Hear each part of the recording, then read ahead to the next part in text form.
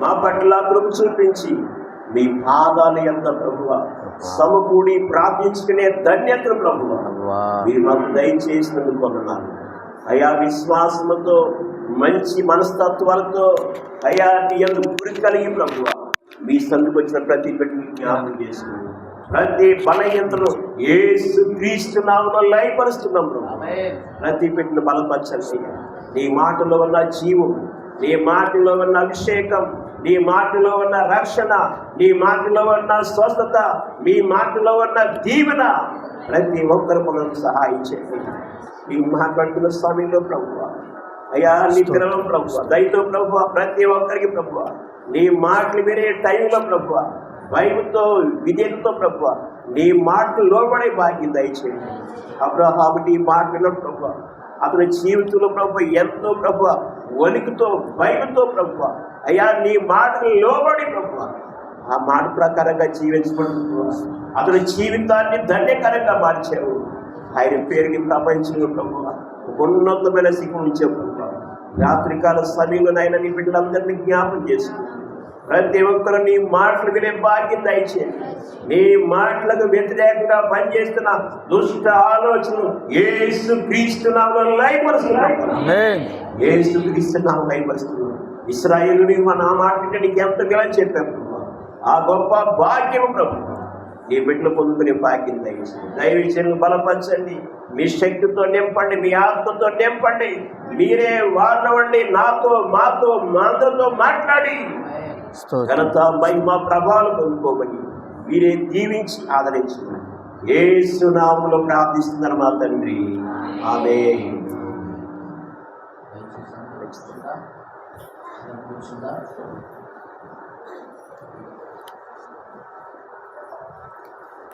కూడిన మనందరం ఒకసారి రెండు చేతులు పైకి దేవుని స్తోత్రం చెప్తాం. హల్లెలూయా, హల్లెలూయా. చాలేదండి, ఇంకా పెద్దగా హల్లెలూయా, హల్లెలూయా. బోలో క్రీస్తు మహారాజుకి. మంచిదండి, సమయం చాలా విలువైనది. మన మధ్య ఉన్నటువంటి దైవజనుడు కూడా చాలా విలువైనటువంటి దైవజనుడు. ఎందుకంటే మరి నిజంగా చాలా బిజీగా ఉండే ఆయన. మరి గత 2 వారాల క్రితము మా సంఘంలో 3 రోజులు ఉపవాస కూడికలు ఏర్పాటు చేసి ఒకరోజు అయ్యగారిని పిలవాలని ఆశపడి అయ్యగారిని కలిశాను. ఆయన ఒక మాట అన్నారు, సారీ నాన్న, నెక్స్ట్ టైం ఖచ్చితంగా చూద్దామని. అంతకుముందు ఒకసారి కూడా మరి అయ్యగారు డేట్ ఇచ్చినప్పటికీ కొద్దిగా అంతరాయం కలిగి మా సంఘంలో మరి అప్పుడు కూడా ఆగిపోయాను. ఎందుకంటే అయ్యగారి గురించి ఎందుకు నేను చెప్తున్నానంటే చాలా మంచి దైవజనులు, మంచి ప్రార్థనా పరులు, చక్కని దైవశక్తి కలిగినటువంటి దైవజనులు. దేవునికి స్తోత్రం, హల్లెలూయా. మన ముద్దినేపల్లి మండలంలో బహుబలంగా వాడబడుతున్నటువంటి దైవజనులు. దేవుడు ఈ రాత్రి ఆయన ముఖాంతరం నుండి మనతో మాట్లాడునుగాక. ఆయన పైన దేవుడు 7 అంతల ఆత్మశక్తిని నింపునుగాక. మరి సమయాన్ని వ్యర్థం చేయకుండా మన మధ్యన ఉన్నటువంటి ప్రసన్న రాజు అయ్య గారిని ప్రేమతో మరి సమయం ఇచ్చి ఆహ్వానిస్తూ ఉన్నాను. అందరూ చప్పట్లు కొడతాం. హల్లెలూయా.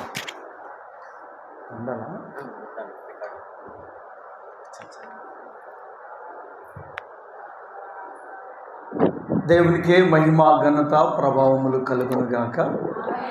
హల్లెలూయా.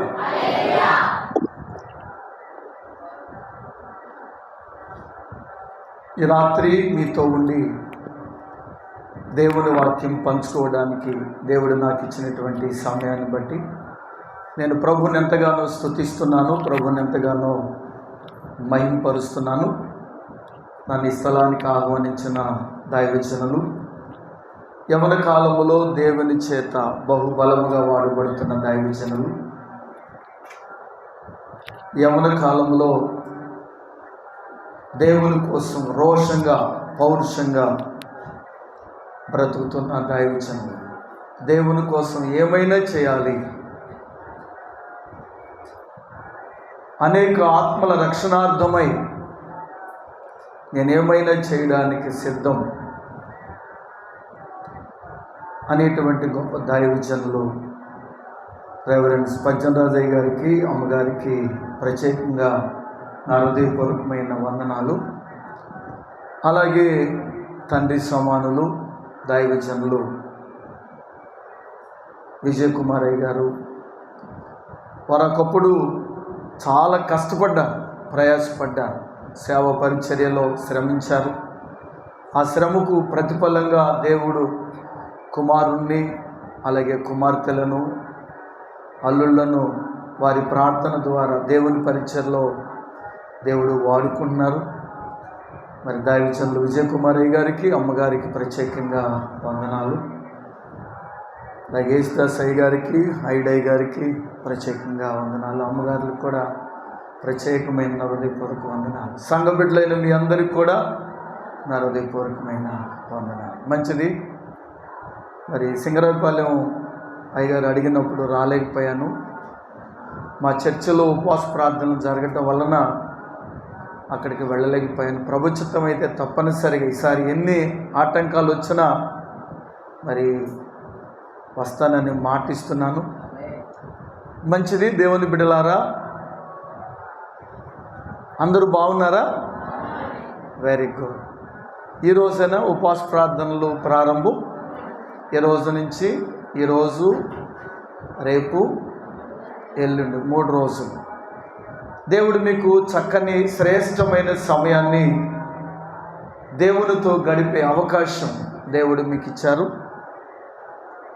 నిజంగా మీరు చాలా ధన్యులు. ఏంటన్నా బ్యాటరీ లేదని తీసుకున్నా? ఓకే. మీరు చాలా ధన్యులు. దేవుని సన్నిధిలో గడపటం, దేవుని సన్నిధిలో కూర్చొని ప్రభుని ఘనపరచడం, వాక్యం వినటం నిజంగా దేవుడు మీకు ఇచ్చినటువంటి ఈ గొప్ప సమయం ఇది. ప్రభు అని అంటారు, మరియా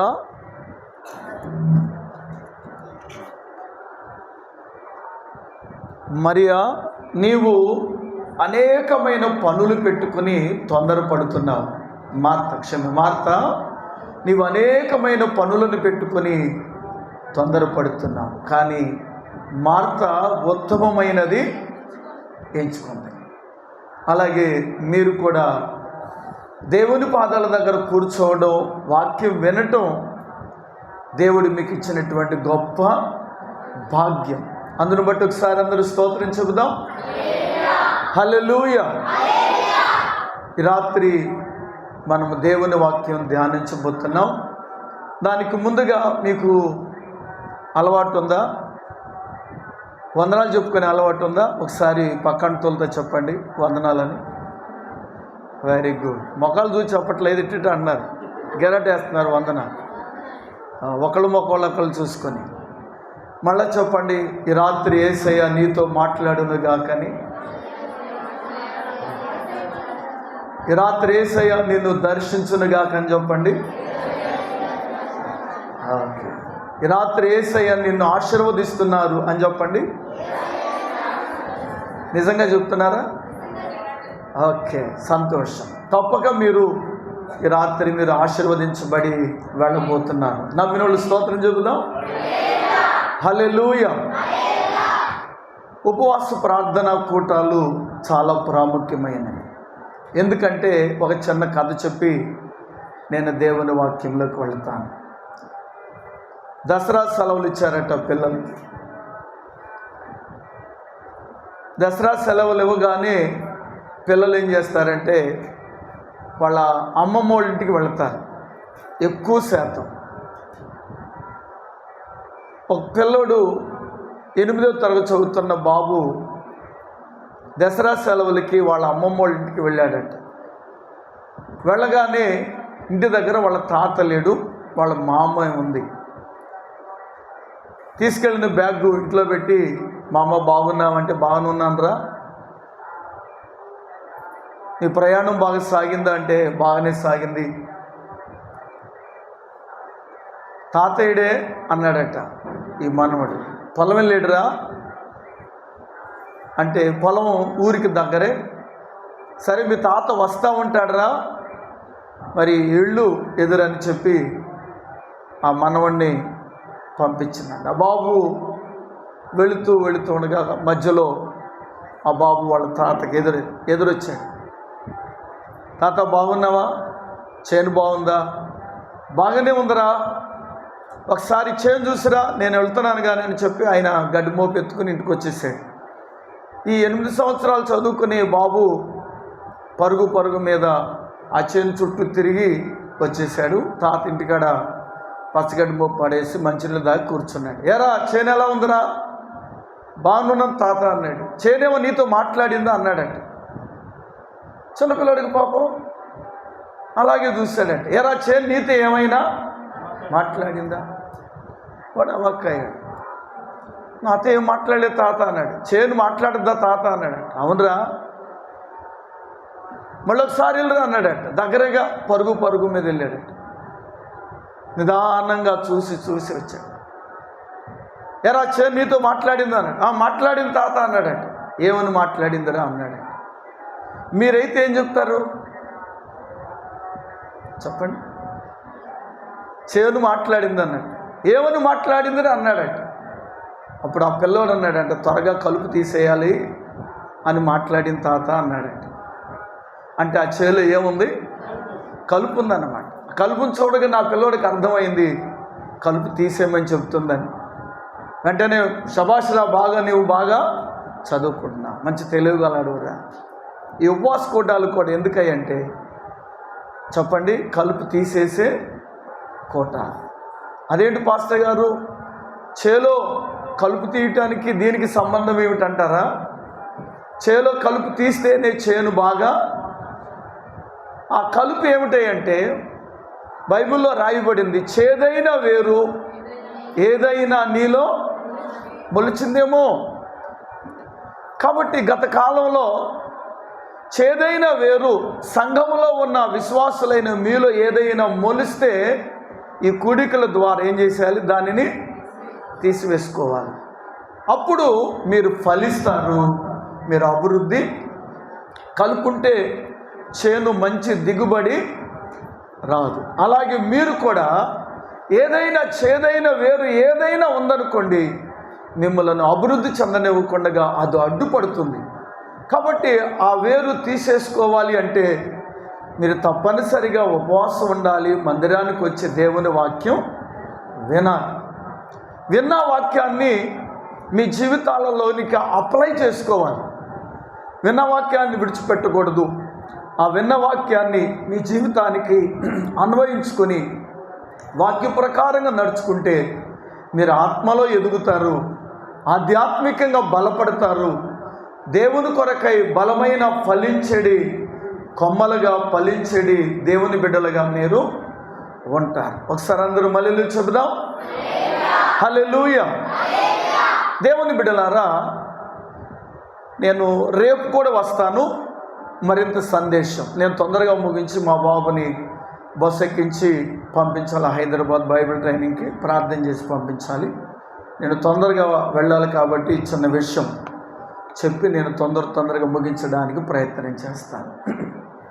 ఈ రోజున దేవుని మందిరానికి వస్తున్న మీరు, ప్రభువుని నమ్ముకున్న మీరు, ప్రభువుని వెంబడిస్తున్న మీరు ఎన్నో శ్రమలతో, కష్టాలతో, ఇబ్బందులతో, ఎన్నో అవసరాలతో సతమతమవుతూ ఈ బాధలు ఎలా పోతాయి, ఈ సమస్యలు ఎలా పోతాయి అని ఎంతోమంది పరిష్కారం కోసం ఎదురు చూస్తున్నారు. మీరు ప్రార్థన చేయడం లేదని నేను అనడం లేదు, మీరు దేవుళ్ళు సహకరించట్లేదు అని నేను అనడం లేదు. ప్రియమైన దేవుని బిడ్డలారా, మన సమస్యలకు ఎవరు జవాబిస్తారు? మన బాధలకు ఎవరు పరిష్కారం? ఈరోజున బాధలు లేని వాళ్ళు ఎవరు లేరు. ఎవరికుండే బాధలు, ఎవరికుండే సమస్యలు. ఇక్కడ కూర్చున్న మీరు కానీ మైక్ శబ్ద యంత్రము ద్వారా వాక్యం వింటున్న ప్రతి ఒక్కరు కూడా, ఏమండి నాకే బాధ లేదండి, నాకే సమస్య లేదు అండి అన్నవారు ఎవరైనా ఉంటే రండి, కూర్చోబెట్టి మొదలైన పిలిచి తొందరగా దండ తీసుకొచ్చి వేసి మీకు నమస్కారం చేస్తాను. ఏమండి, ఇవాళ సమస్యలు లేని వాళ్ళు ఎవరైనా ఉన్నారా? బాధలు లేని వాళ్ళు ఉన్నారా? ఇవాళ పెద్దవాళ్ళకు ఉండే బాధలు పెద్దవాళ్ళకి, చిన్నవాళ్ళకు ఉండే బాధలు స్త్రీలకు ఉండే బాధలు, అలాగే పురుషులకు ఉండే బాధలు, ఎవరికి ఉండే బాధలు వారికి ఉన్నాయి. ఆ బాధలలో మనం ఏం చేయాలి? మనకి ప్రతి విషయంలో బైబిలే మనకు జవాబు. బైబిల్ గ్రంథంలో శ్రమలు వచ్చిన వారు బైబిల్ గ్రంథంలో చాలామంది ఉన్నారు. కష్టాలు వచ్చిన వాళ్ళు ఉన్నారు. కన్నీళ్లతో ప్రియులారా వారి జీవితాన్ని వెళ్లబూస్తున్న వారు చాలామంది ఉన్నారు. బైబిల్ గ్రంథంలో మరి భక్తులకు కష్టం వచ్చినప్పుడు, భక్తులకు ఇబ్బందులు కలిగినప్పుడు వాళ్ళు ఏం చేశారో ఈ రోజున ఒక చిన్న సంఘటన మన బైబిల్లోకి వెళ్ళి ధ్యానం చేద్దాం. చూడండి, పరిశుద్ధ గ్రంథములో నుండి 2వ దినవృత్తాంతముల గ్రంథం 20వ అధ్యాయం 3వ వచనం ఒకసారి మనం చదువుకుందాం. దినవృత్తాంతముల 2వ గ్రంథం 20వ అధ్యాయం 3వ వచనం. అందుకు యెహోషాపాతు భయపడి యెహోవా యొద్ద విచారించుటకు మనసు నిలుపుకొని యూదా అందంతటా ఉపవాస దినములు ఆచరించవలనని చాటింపగా. అంతవరకు ఆగుదాం, తర్వాత మళ్ళీ చదువుకుందాం. ఇక్కడ మనం ఒక రాజును గురించి చదువుకున్నాం. ఈ రాజు పేరు ఏమిటంటే యెహోషాపాతు. అనండి, కూర్చోరా. ఏం తీసుకొచ్చి నేను సమాచారం మైకు లైవ్లో జాగ్రత్త, ఫోన్లో లేవబాకండి, కూర్చోండి. దేవుని బిడ్డలారా, ఇప్పుడు మనం చదువుకున్న ఈ రాజు పేరు ఏమిటాయి అంటే యెహోషాపాతు. అనండి ప్రియులారా, రాజులలో మంచి రాజులు ఉన్నారు, చెప్పండి, చెడ్డ రాజులు ఉన్నారు. విశ్వాసులలో మంచి విశ్వాసులు ఉన్నారు. నేను అంటలేదమ్మా. బైబిల్ గ్రంథంలో మంచి రాజులు అంటే ఎవరు, చెడ్డ రాజులు అంటే ఎవరు? జాగ్రత్తగా ఈ పాయింట్ పట్టుకోండి. మంచి రాజులు అంటే దేవుని యందు భయభక్తులు కలిగి ఆయన దేవుని మార్గంలో నడుస్తూ ప్రజలను దేవుని మార్గంలో నడిపిస్తూ న్యాయాన్ని న్యాయమని, అన్యాయాన్ని అన్యాయమని తీర్పు తీర్చి ప్రజలకు మంచిగా మరి ప్రజలను మంచిగా పరిపాలించే రాజుని ఏమంటారంటే మంచి రాజులు అంటారు. మరి చెడ్డ రాజు అంటే తను చెడు పని చేస్తూ ఆ తర్వాత తను దేవుని మార్గంలో నుంచి తొలగిపోయి ప్రజలను దేవుని మార్గంలో నుంచి తొలగిపోయేటట్టుగా చేసి ప్రజల మీద లేనిపోయిన నిందలు భారాలు వేసిన వారిని ఏమంటారు చెప్పండి? చెడ్డ రాజులు అంటారు. మంచి రాజులలో ఒక రాజు ఎవరు చెప్పండి? యెహోషాపాతు. ఇక తర్వాత ముందుకు వెళ్తున్నాను. యెహోషాపాతు పరిపాలనలో ఒక భయంకరమైనటువంటి శోధన, భయంకరమైనటువంటి సంఘటన జరిగింది. ఏమిటయ్యా అంటే 3 రాజులు చెప్పా పెట్టకుండా దండెత్తి వచ్చారు. అంటే యుద్ధం చేయడానికి వచ్చేసారు. వాస్తవానికి యుద్ధానికి వెళ్ళేటప్పుడు ఏం చేస్తారు చెప్పండి? నేను యుద్ధానికి వస్తున్నాను, నువ్వు కూడా సిద్ధపడి నా మీదకి యుద్ధానికి రమ్మని చెప్పి యుద్ధానికి వెళతారు. కానీ యెహోషాపాతు మీదకి 3 రాజులు, మీరు మొదటి వచనం చదువుకుంటే 3 రాజులు యెహోషాపాతు మీదకి ప్రియులారా యుద్ధానికి వచ్చేస్తారు. ఇక దగ్గరలోనే ప్రియులారా 3 రాజులు సైన్యం ఇసుకేస్తే రాలరు, అంత భయంకరమైన సమూహం యెహోషాపాతు మీదకి వచ్చారు. ఈ విషయాన్ని ఒక అతను అయ్యా అయ్యా అయ్యా ఇదిగో ఫలానా రాజు ఫలానా రాజు ఫలానా రాజు వాళ్ళ సైన్యం మన దేశం మీదకి దండెత్తి వచ్చేసారు అని చెప్పారు. వాస్తవానికి సడన్గా ఎవరైనా యుద్ధానికి వస్తే ఏ రాజుకైనా భయం వేయకుండా ఉంటుందా? ఇప్పుడు పక్కంటోళ్ళు మనకి చెప్పా పెట్టుకోకుండా పోట్లాటకు వచ్చేసారనుకోండి, ఏం చేస్తాం మనం? ముందు కొంచెం తడబడతాం, ముందు కొంచెం ఆలోచన చేస్తాం. ఇదేమిటి ఇట్లా జరుగుతుంది ఏమిటి? అసలు నేనేమనలేదు కదా, అసలు నేనేం చేయలేదు కదా, చెప్పబెట్టుకున్న మా ఇంటి మీదకి వీళ్ళు పోట్లాటకు వస్తున్నారు ఏమిటి అని కొంచెం ఆలోచన చేస్తాం. అలాగే దేవుని బిడ్డలారా, యెహోషాపాతు మీదకి 3 రాజులు దండెత్తి వచ్చేసరికి యెహోషాపాతుకి కూడా మనం దాన్ని చదువుకున్నాం. 20వ అధ్యాయం 3వ వచనములో దాన్ని మనం యెహోషాపాతు అందుకు యెహోషాపాతు భయపడి. ఈ మాట దయచేసి వినండి. సాతానుగాడు కూడా మన మీదికి వచ్చేటప్పుడు చెప్పి రాడు. యెహోషాపాతు మీదికి ఆ 3 రాజులు ఏ విధంగా పెట్టకుండా వచ్చారో మన మీద కూడా సాతానుగాడు పెట్టకుండా దండెత్తి వచ్చేస్తాడు. రోగాలు మనకి చెప్పొస్తాయా? కష్టాలు చెప్పొస్తాయా? ఇబ్బందులు చెప్పొస్తాయా? జ్వరం వస్తున్నాను హో అని చెప్పొస్తాయా? చెప్పండి. టైఫాయిడ్ జ్వరం. మా పాపకి స్కూల్కి వెళ్ళి వచ్చింది. సాయంత్రం ఇంటికి వచ్చేసింది. జలుబుగా ఉంది. అమ్మ ట్యాబ్లెట్లు వేసుకోరని చెప్పి ఒక ట్యాబ్లెట్ ఇచ్చాను. తెల్లారి జ్వరం తగ్గల. నాకు తెలిసిన డాక్టర్ గారి దగ్గర తీసుకువెళ్ళాను. ఆయన టెస్ట్ చేసి మీ పాపకి ఇప్పుడేనండి, నిన్నే టైఫాయిడ్ స్టార్ట్ అయ్యిందన్నారు. ఒక్కరోజే. అప్పటి వరకు బాగానే ఉంది. ఒక రాత్రిలో పాపకి టైఫాయిడ్ జ్వరం వచ్చేసింది. అలాగే ఈ రోజున బాధలు అనేవి, ఇబ్బందులు అనేవి, కష్టాలు అనేవి మనకు పెట్టకుండా వచ్చేస్తాయి. అలాగే మరణం కూడా చెప్పొస్తుందా? చెప్పండి. మరణం కూడా చెప్పిరాదు. సడన్గా మనం ఎప్పుడు చనిపోతామో తెలీదు. కాబట్టి దేవుని బిడ్డలారా, వాక్యంలో కూడా మనం చూస్తున్నాం. యెహోషాపాతు మీద కూడా ఆ 3 రాజులు పెట్టకుండా ఏం చేసేసారు? దండెత్తి వచ్చేసారు. అయితే ప్రియులారా, యెహోషాపాతు ఇలా వచ్చారని విన్న తర్వాత భయపడ్డాడు. మనం కూడా మనకు పెట్టకుండా సమస్యలు వచ్చినప్పుడు ఏం చేస్తాం? భయపడతాం, కంగారు పడతాం. అరే ఏంటి ఇందాక బాగానే ఉన్నాను కదా, ఏంటి సడన్గా ఎలా వచ్చిందేమిటి, సడన్గా ఎలా జరుగుతుందేమిటి అని చెప్పి మనం కూడా కొంచెం భయపడతాం.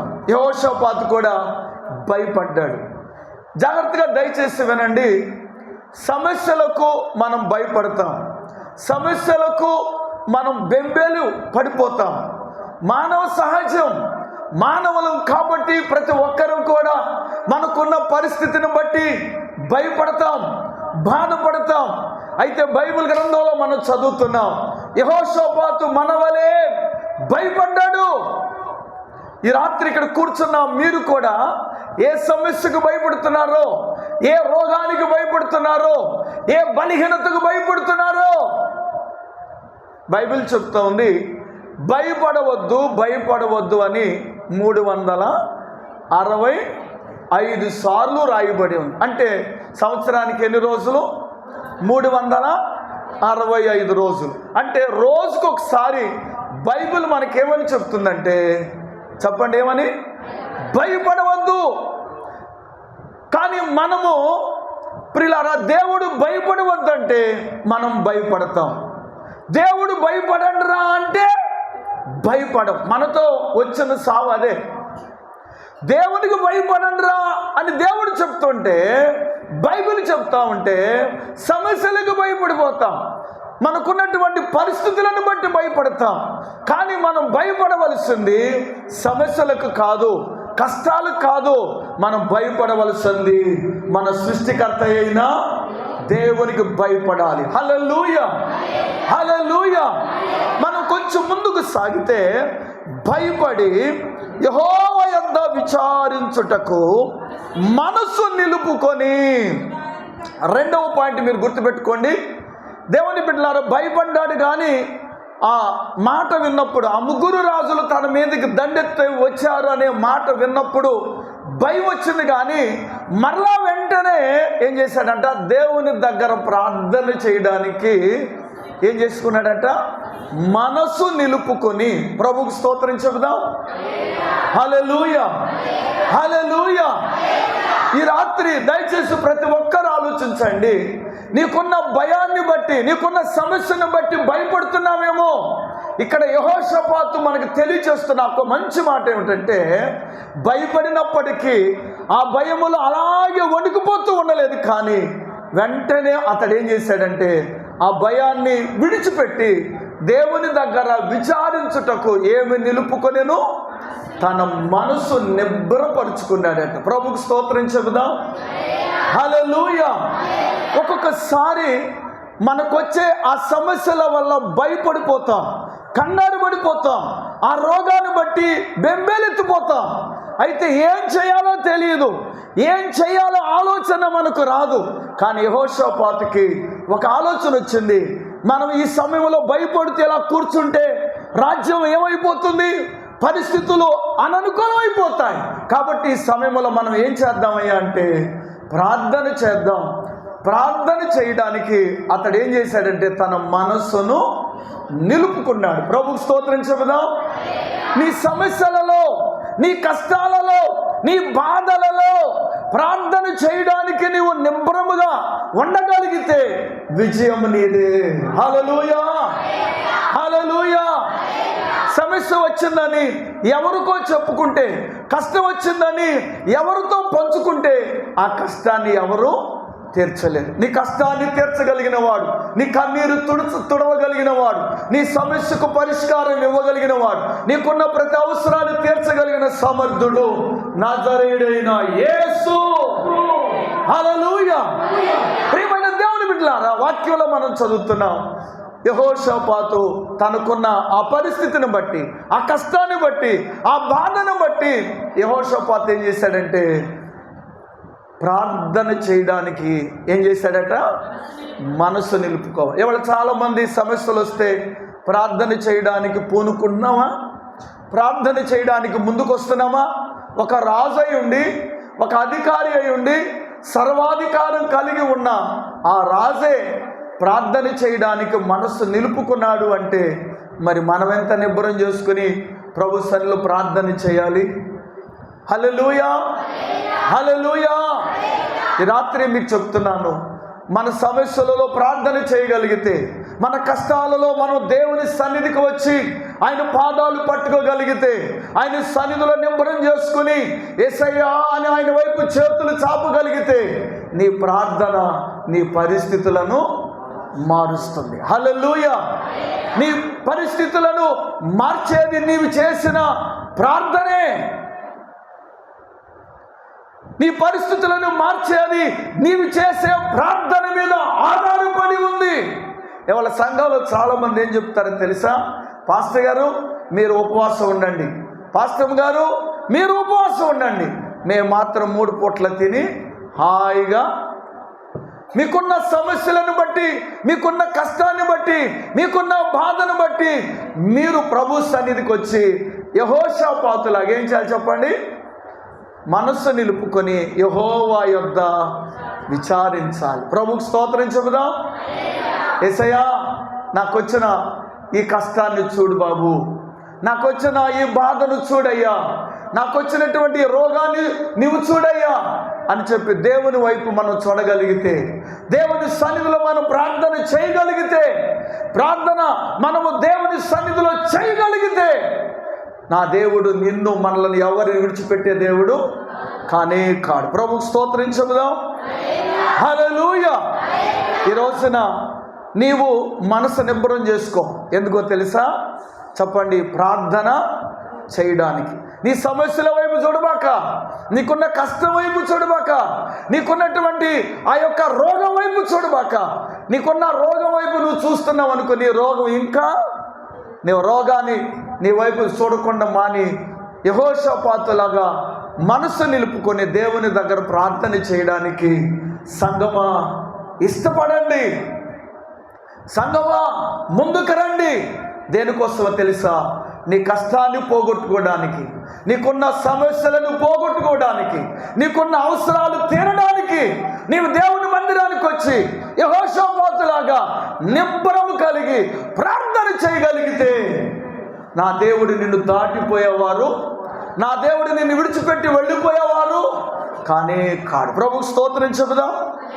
హల్లెలూయా. ఆ తదుపరి ఇంకేం చేశారయ్య అంటే మనసు నిలుపుకొని యోధా అందంతటా ఏం చేశారట? యోధా అందంతటా ఉపవాస దినము ఆచరించవలనని చాటింపగా. చాలు. ఏమండి? ఓ పక్కన 3 రాజులు యుద్ధం చేయడానికి కాలు దూతున్నారు, రెడీగా ఉన్నారు. వాస్తవానికి ఈయన కూడా ఏం చేయాలి? ఈయనకి తగిన రాజులను ఏర్పాటు చేసుకొని ఈయనకున్న బలగాన్ని సిద్ధపరుచుకొని యుద్ధానికి వెళ్ళాలి. ఇది ఒక రాజు చేయాల్సిన పని. కానీ ఇతను ఏం చేస్తున్నాడు? యోధా అందంతటా ఏం చేస్తున్నారట? ఉపవాస దినములు.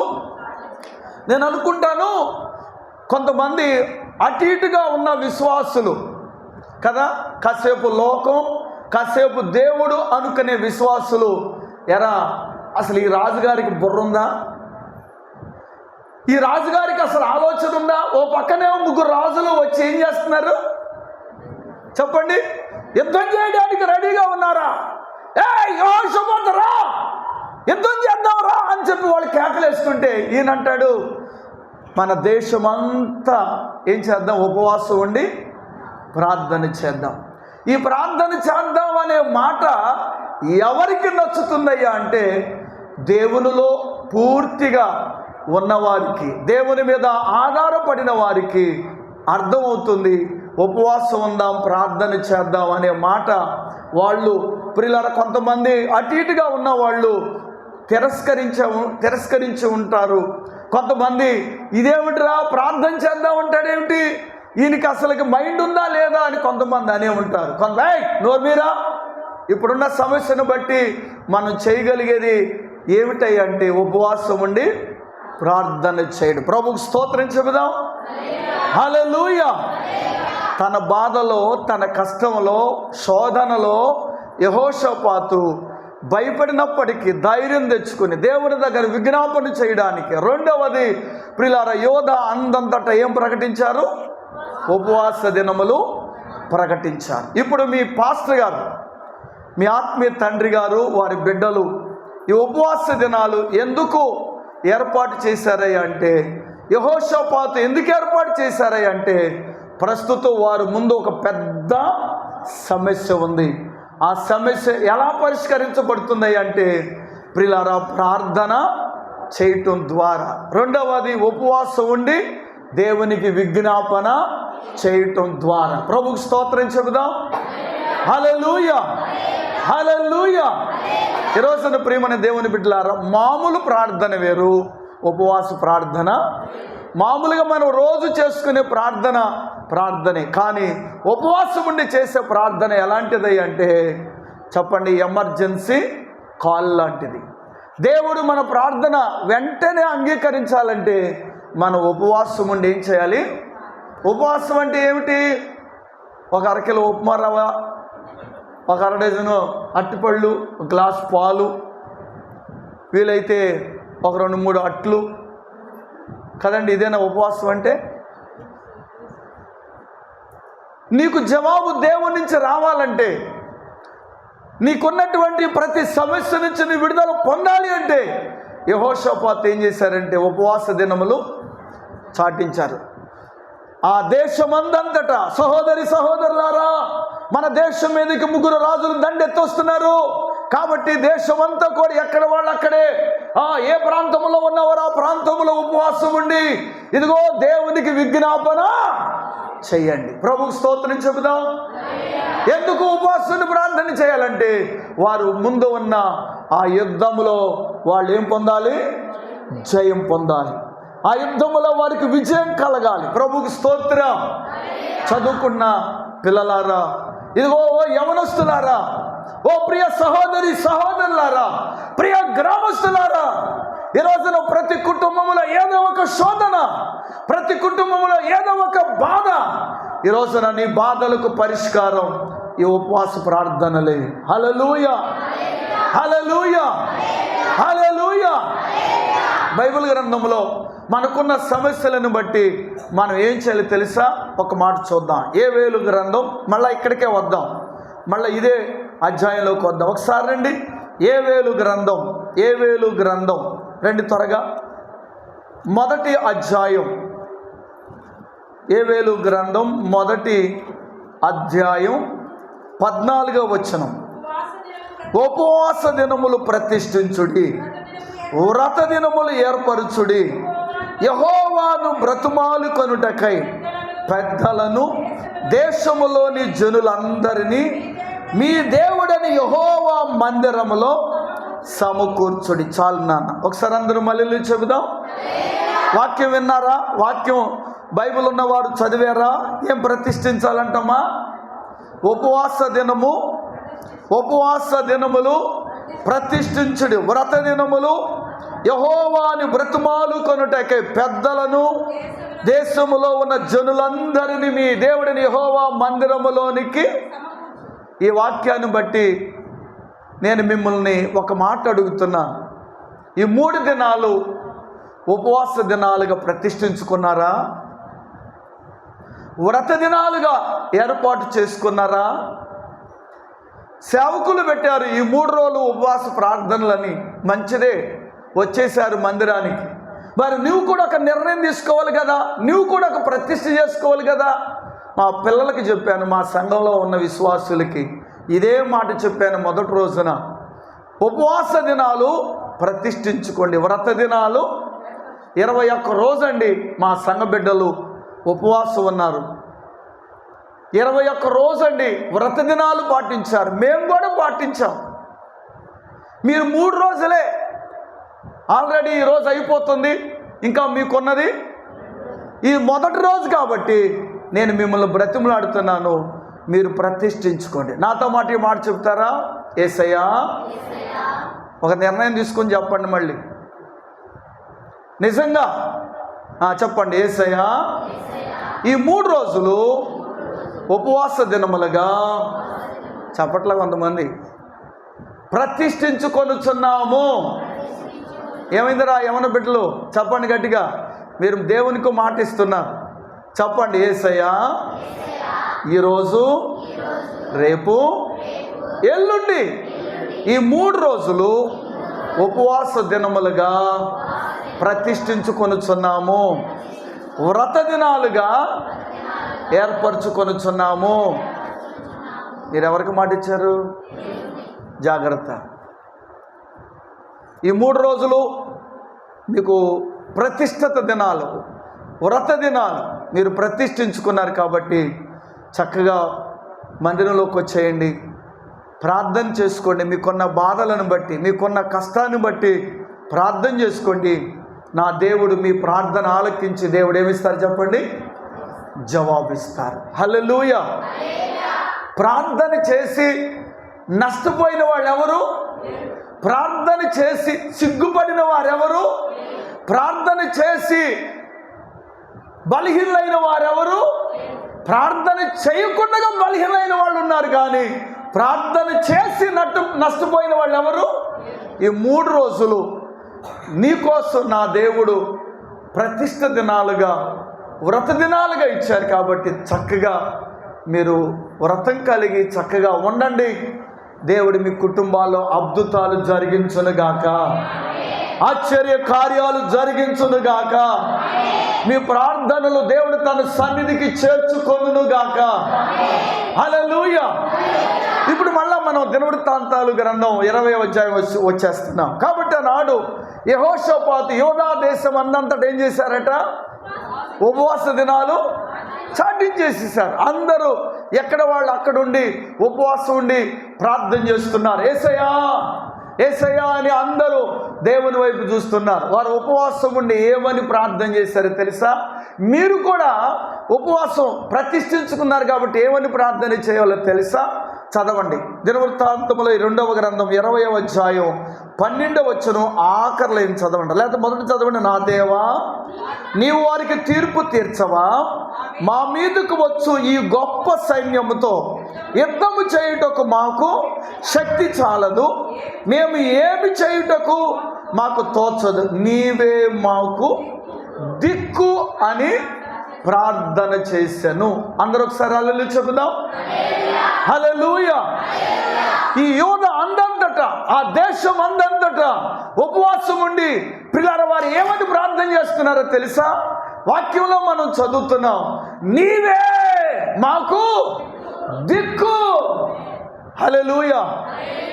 దిక్కు లేని వారికి ప్రియులారా, ఈ రోజున మనందరికి దిక్కు యేసయ్యే.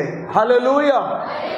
ఇప్పుడు నీకు దేవుని నుండి జవాబు రావాలి అంటే, దేవుని నుంచి నీకు ప్రతిఫలం పొందుకోవాలంటే, దేవుని ద్వారా నీకు జవాబు పొందుకోవాలంటే ఇక్కడ రాయబడి ఉంది, యేసయ్యా ఇప్పటి వరకు నా సొంత ఆలోచన చేసి ఫెయిల్ అయిపోయాను, ఇప్పుడు ఉపవాసం ఉండి నేను ప్రార్థన చేస్తాను, అన్ని విషయములలో నీవే నాకు దిక్కు, నీవే నాకు శరణం, నీవే నాకు ఆధారం, నీవు తప్ప నాకు సహాయం ఎవరు చేయలేరు అని చెప్పి దేవుని దగ్గర నీవు ఈ 3 రోజులు ప్రార్థన చేయగలిగితే, దేవుని దగ్గర నీవు మొరపెట్టగలిగితే, దేవుని నీవు అడగగలిగితే, దేవుని సన్నిధిలో పెనుగులాడగలిగితే, దేవుని సన్నిధిలో మొరపెట్టగలిగితే, నా దేవుడు నీకు తప్పక ఏమిస్తారు? ప్రతిఫలం ఇస్తాడు. ప్రభుకు స్తోత్రం చెబుదాం. ఆనాడు యూదులు నీవే మాకు దిక్కయ్యా, నీవే మాకు సహాయం అయ్యా అని ప్రార్థన చేసినప్పుడు దేవుడు వారి ప్రార్థన ఆలకించకుండా ఉండాల. వాక్యంలో రాయబడి నువ్వు నాకు మొరపెట్టుము, చెప్పండి నేను మీకు ఉత్తరం ఇస్తాను, అడుగుడి మీకు ఇవ్వబడును వాక్యం చెబుతూ ఉంది.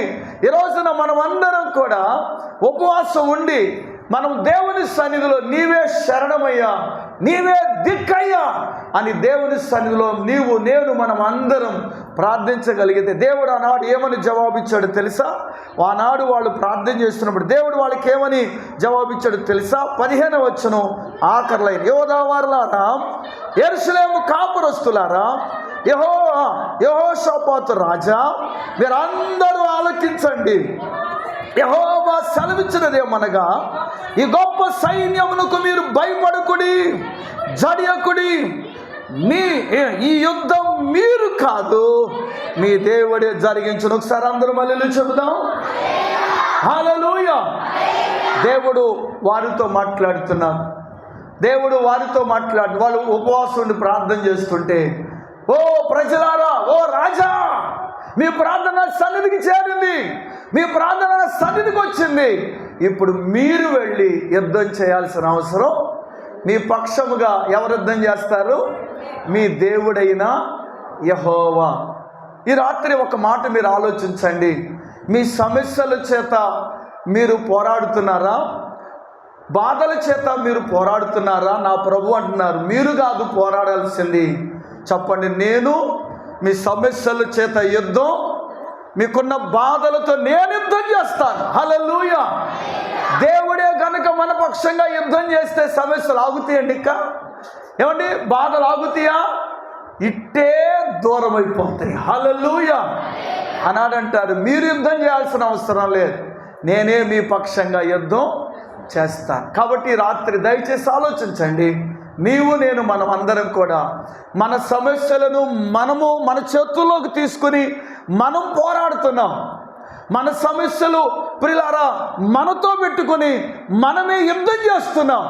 నేనంటాను, ప్రభువా నీవే నాకు దిక్కని ఆనాడు ఇశ్రాయేలీలు ప్రార్థించినట్లుగా ప్రార్థన చేస్తే, ఆనాడు ఇశ్రాయేలీలు పక్షంగా దేవుడు యుద్ధం చేసి చెప్పండి, ఆనాడు యూదులు ఇశ్రాయేలీలకు దేవుడు ఏమిచ్చారు చెప్పండి? జయమునిచ్చారు. ప్రభుకు స్తోత్రం చెబుదాం, హల్లెలూయా. కాబట్టి యుద్ధం చేయడానికి ఎవరికి అవకాశం ఇవ్వాలి? అర్థమవుతుందంటే దేవునికి అవకాశం ఇవ్వాలి. మనం ఏం చేస్తాం? సైతానికి వాడికి ఇస్తాం. మనం సైతానికి అవకాశం ఇవ్వకూడదు. ఎవరికి వాళ్ళు చెప్పండి? ప్రభువా నేను నీతో ఉంటాను, నా పక్షంగా నువ్వేం చేయాలి? యుద్ధం చేయాలి. ప్రభుకు స్తోత్రం చెబుదాం. ఆ తర్వాత అంటాడు, మీరు 16 వచ్చిన ఆఖరి లైన్లో, ఈ యుద్ధంలో మీరు పోట్లాడాల్సిన అవసరం లేదు, మీరు వెళ్ళి యుద్ధం చేయాల్సిన అవసరం లేదు. కొంతమంది ఏం చేస్తారంటే సమస్యలను బట్టి ప్రియులారా వారే ఆ సమస్యలు వారి చేతుల్లోకి తీసుకుంటారు. మన సమస్యలు దేవుని మీద పెట్టాలి. బైబిల్ చెప్తుంది, నీ భారము చెప్పండి ఎవరి మీద మోపాలట? దేవుని మీద మోపాలి. ప్రభుకు స్తోత్రం చెబుదాం. పాస్టర్ గారు ఒక రోజున ఇలాగే మీ పాస్టర్ గారు ఇలాగే వాక్యం చెప్తున్నారు అనుకోండి, అమ్మా సంఘంలో మీరు ఎవరు పోట్లాడుకోవద్దు, ఏదైనా సమస్యలు వస్తే దేవునికి అప్పగించండి, దేవుడే ఆ సమస్యలతో ఏం చేస్తారు? యుద్ధం చేస్తారు. కాబట్టి మీరు ప్రార్థన చేయండి అని చెప్పి పాస్టర్ గారు వాక్యం చెప్పి పంపించారట. ఆదివారం ఆరాధనలో వాక్యం చెప్పి పంపిస్తే ఒక విశ్వాసి, ఆమె పేరు శాంతమ్మ అంట. చెప్పండి, ఆమె పేరు శాంతమ్మ. ఇంటికి వెళ్ళిందట. ఇంట్లోకి వెళ్ళి బైబిల్ పెట్టి సరే అన్నం తిందా కదా అని చెప్పి ప్లేట్ తీసుకుపోయేసరికి ఇంటి పక్కంట తిడతాం మొదలెట్టిందంట. ఏమే, నువ్వేమో చర్చిలోకి వెళ్ళొచ్చావు, నీ కోడేమో మా ఇంటికి వచ్చేసి మేతంతా తినేస్తుంది, నిన్నేనే అని చెప్పు తిడుతుందంట. ఇదిగో నీ కోళ్ళేమో మా ఇంటికాడ బలవాలా, మీ కోళ్ళన్నీ మా ఇంటి దగ్గర పెరిగి మా మేతంతా తినేస్తుంది, నువ్వు మాత్రం హాయిగా జీవిస్తున్నావు. మీ ఆయన అట్ట అయిపోవాలే, మీ పిల్లలు అట్ట అయిపోవాలే అని ఇక చేతులు తిప్పేసి మాట్లాడుతుంది. ఏమనుకుంది, ఎవరన్నా ఏంటా నేను చక్కగా ప్రార్థనకి వెళ్ళి వస్తే మళ్ళీ అంటుంది నిన్నే అంటుందంట. బయటికి తిరిగి బయటకు వచ్చిందంట. అటు చూద్దానంటే నిన్నేనే అంటుందంట. పాస్టర్ గారు ఏమని చెప్పారు, పోట్లాడొద్దు, మీరు యుద్ధం మీ పక్షంగా దేవుడే. ఆ మాట మనసులో మెదులుతుందట. ఏం తక్కువేం కాదు, నోరిప్పితే ఏమేం తక్కువ కాదు, ఏం కూడా సూపరే, కానీ వాక్యం మెదులుతుందంట మనసులో, డొక్కలో వాక్యం మెదులు. పాస్టర్ గారు ఇప్పుడే చెప్పారు పోట్లాడొద్దు అన్నారు. సమస్యలు వస్తే ఆ సమస్యలతో దేవుడు యుద్ధం చేస్తారు, ప్రార్థన చేయమని అన్నారు. ఇప్పుడు ఏం చేయలేక అర్థం కావట్లా, లోపల ఉంటుంది, ఏం లాభం లేదులే అని చెప్పి ఏమో మొదలెట్టిందండి. ఇదిగా నీకు స్తోత్రం, మీ ఆయనకు స్తోత్రం, ఇదిగా రావే మీ ఆయనకు స్తోత్రం అంటే ఏం మొదలెట్టిందంట. ఆమె అనుకుంటుందంట ఇదో కొత్త రకమైన బూతులు అనుకుంటా అని ఆమె కూడా నీకు కూడా స్తోత్రం అంటుందంట. ఆమె కూడా ఇక ఇనేవాళ్ళు అందరూ అబ్బో, అందరూ స్తోత్రం స్తోత్రం అంటే అందరు దేవుడు మహిమపరుస్తారు. హల్లెలూయా హల్లెలూయా. చూసారా వాక్యం ఎంత పనిచేసిందో. కొద్ది రోజులు పోయిన తర్వాత అక్క నిజంగా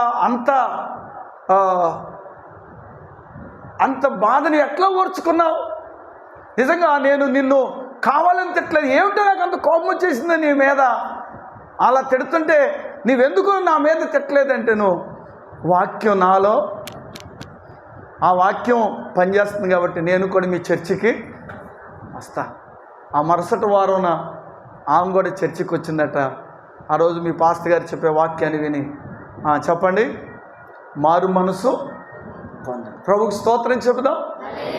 హల్లెలూయా. వాళ్ళు పోట్లాడుతున్నారు అనుకోండి, వాళ్ళ దేవుణ్ణి ఎరగని వారు, వాక్యం ఎరగని వారు. మన వాక్యం విని వెళ్ళి మనం కూడా పోట్లాడితే అక్కడ దేవునికి అవమానం కదా. సాతాను ప్రియులారా మన ఆత్మీయ జీవితాన్ని పాడు చేయడు. చాలా జాగ్రత్తగా మనం ఉండాలి. ఒకసారి అందరూ ప్రభుకి స్తోత్రం చెబుదాం. హల్లెలూయా.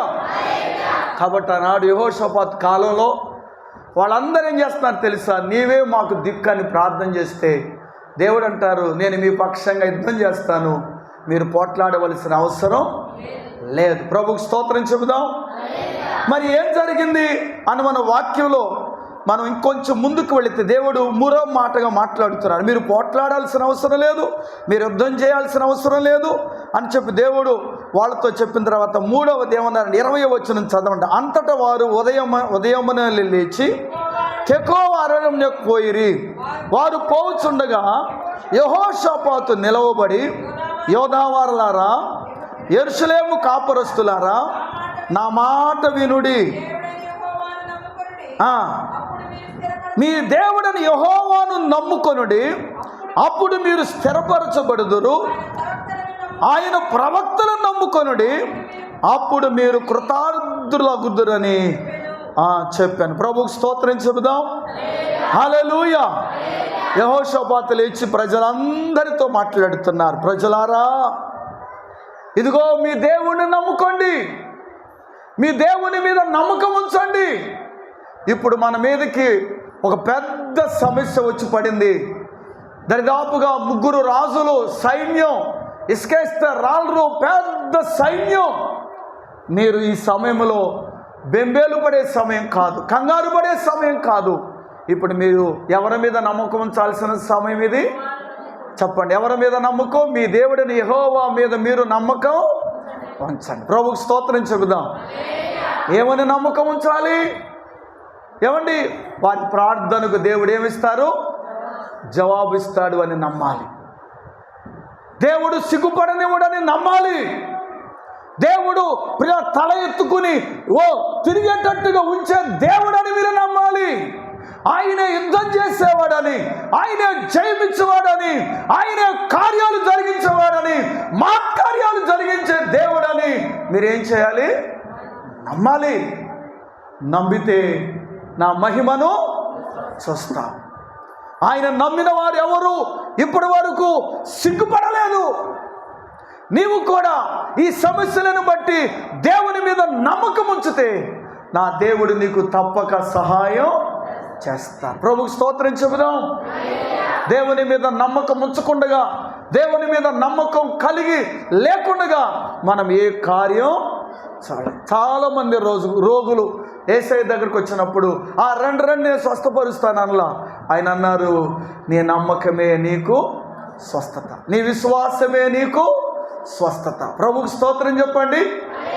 ఆయన దగ్గరకు వచ్చేవారు చెప్పండి, ఆయన ఫలము దయచేస్తారు అని నమ్మాలి.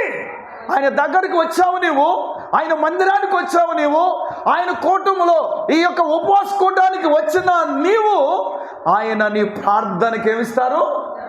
జవాబిస్తారని నమ్మాలి. నమ్మకపోతే ఆయన కార్యాలు మనం చూడలేం. నమ్మితే ఆయన మహిమ చూస్తాం, ఆయన ఘనమైన కార్యాలు చూస్తాం, ఆయన అద్భుతాలు చూస్తాం.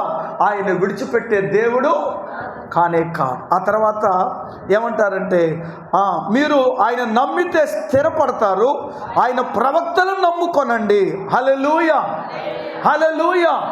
ప్రవక్తలు అంటే ఇక్కడ వాక్యం ప్రకటించే దైవజనులు.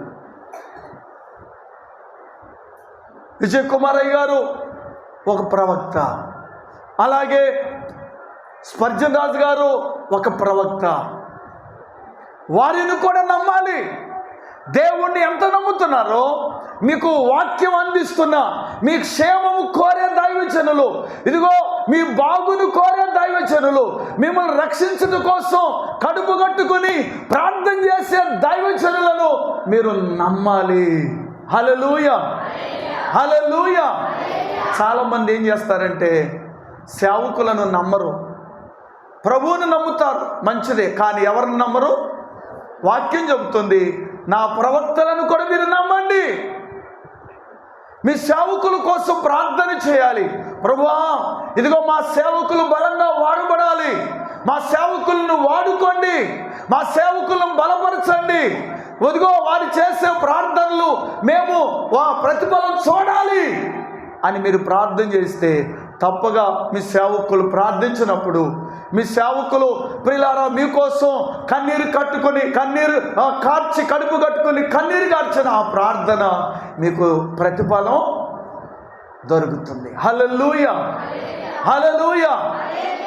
ప్రియులారా, నీ ఎదుట ఉన్న నీ సహోదరునే నమ్మకపోతే, నీ సహోదరుని ప్రేమించకపోతే దేవుణ్ణి ప్రేమిస్తున్నాను అని నమ్మకం ఏమిటి? నీకు కనబడుతున్న దైవజనులను నువ్వు నమ్మాలి. దేవుని కోసం సమర్పించుకున్నారు, దేవుని కోసం ప్రత్యేకంగా జీవిస్తున్నారు. హల్లెలూయా, హల్లెలూయా. మేమేదో ఉపవాస కూటాలకు వచ్చి వాక్యం చెప్పి వెళ్ళిపోతాం. మీ ఎదుట మీ పాస్టర్ గారు రోజు నిలబడి వాక్యం ప్రకటిస్తారు. ఆ వాక్యం ప్రకటిస్తున్నప్పుడు ఆ వాక్యం మీద, సేవకుని మీద ఏముంచాలి చెప్పండి? నమ్మకం ఉంచాలి. ప్రభుకు స్తోత్రం చెబుదాం. హల్లెలూయా, హల్లెలూయా. ఇవాళ చాలామంది గుడివాళ్ళలో ఎవరు నమ్ముతున్నారు? ఏమండి, ఆయన మీకు ఎప్పుడైనా కనపడ్డారా? మీకోసం ఎప్పుడైనా ప్రార్థన చేశారా? మిమ్మల్ని రమ్మని ఎప్పుడైనా పిలిచారా? ఒకసారి అలాగని మీ ఫోన్ నెంబర్ ఇస్తే మీ ప్రాణం తీసేస్తారు. వాళ్ళకి జీతాలు ఇస్తారు, 10,000 8,000. ఇక వాళ్ళకి అదే ఉద్యోగం. అయ్యగారు మీకోసం ప్రార్థన చేస్తున్నారు, అయ్యగారు ఫోన్ చేయమన్నారు, మరి ఎందుకు రాలేదు ప్రార్థనకని. కానీ మీ దగ్గర ఉండి మీకు కనబడుతున్న దైవజనులు మాత్రం నమ్మరు. నేను చెప్తున్నాను, మీకు అందుబాటులో ఉన్న సేవకులు, మీకు దగ్గరగా ఉండే సేవకులు, ఇదిగో విజయ్ కుమారయ్య గారు, స్పర్జన్ రాజు గారు, వారి కుటుంబాలు, మీ ఎదుగుదల కొరకు ప్రార్థన చేసే దైవజనులు, ఏ విధం చేతనైనా మిమ్మల్ని సంపూర్ణులుగా చేసి రేపు దేవుని ఎదుట నిలబెట్టాలని కోరుకునే దైవజనులు. ప్రభుకు స్తోత్రం చెబుదాం. హల్లెలూయా, హల్లెలూయా. కాబట్టి ఈ రోజున మీ విజయానికి ఇదిగో గుర్తు, ఇదిగో మీరు జయం పొందాలి అంటే ఒకటి దేవుణ్ణి నమ్మాలి, రెండోది మీ ప్రవక్తలు అనగా మీ సేవకులను నమ్మాలి. ఎంతమంది మీ సేవకులు నమ్మడానికి ఇష్టపడుతున్నారు? ఎంతమంది సేవకులు నమ్ముతున్నారు? నమ్మండి, సేవకులను నమ్మండి. ఓ దైవజనుడిగా నేను మీకు ప్రకటిస్తున్నాను, సేవకులను నమ్మండి. ఎవరో ఉంటారు, వారి మీద కాదు మీ నమ్మకం, మీ ఆత్మీయ తండ్రి గారు మీద మీకు నమ్మకం ఉండాలి. దేవునికి స్తోత్రం, హల్లెలూయా. ఇక తరువాత మనం వాక్యాన్ని చూసినట్లయితే వాళ్ళందరూ కూడా కష్టాలలో స్తుతిస్తున్నారు, బాధలలో స్తుతిస్తున్నారు. చదవండి ఒకసారి 22వ వచనం. వారు పాటలు పాడుటకును స్తుతించుటకును మొదలు పెట్టగా యెహోవా యోధా వారి మీదకిని వచ్చిన అమోనీల మీదను, మోయాబీల మీదను, షైరు మాన్యవాసుల మీదను మాటుగాండ్లు పెట్టిన గనుక వారు హతులయ్యి. చాలు నాన్న. దేవుని బిడ్డలారా దయచేసి వినండి. కష్టాలలో కూడా బాధలలో కూడా స్తుతించే విశ్వాసులుగా మీరు ఉందురుగాక. హల్లెలూయా. మనం ఏం చేస్తామంటే కష్టాలలో దేవుణ్ణి విడిచిపెట్టేస్తాం, బాధలలో ఏం దేవుడండి అని మనం అనుకుంటాం. లేదు లేదు లేదు. ఆనాడు యెహోషాపాతు కాలంలో ప్రజలు కష్టంలో బాధలో ఆ యుద్ధానికి సిద్ధంగా ఉండాల్సిన వీళ్ళు అంత కష్టంలో ఉండి కూడా వారు పాడుటకును స్తుతించుటకును వారు ఏం చేశారంట? మొదలు పెట్టారట. మనందరికీ తెలుసు, పౌలు శీలను తీసుకుని వెళ్ళి ఎక్కడేశారట? చెరసాలలో వేశారు. అపొస్తలుల కార్యం 16వ అధ్యాయంలో వారిని కొట్టి వారిని బంధించి తీసుకెళ్ళి ఏం చేశారు? చెరసాలలో వేశారు. వాస్తవానికి వాళ్ళు ఏ నేరం? వాళ్ళు చేసే పని ఏమిటి?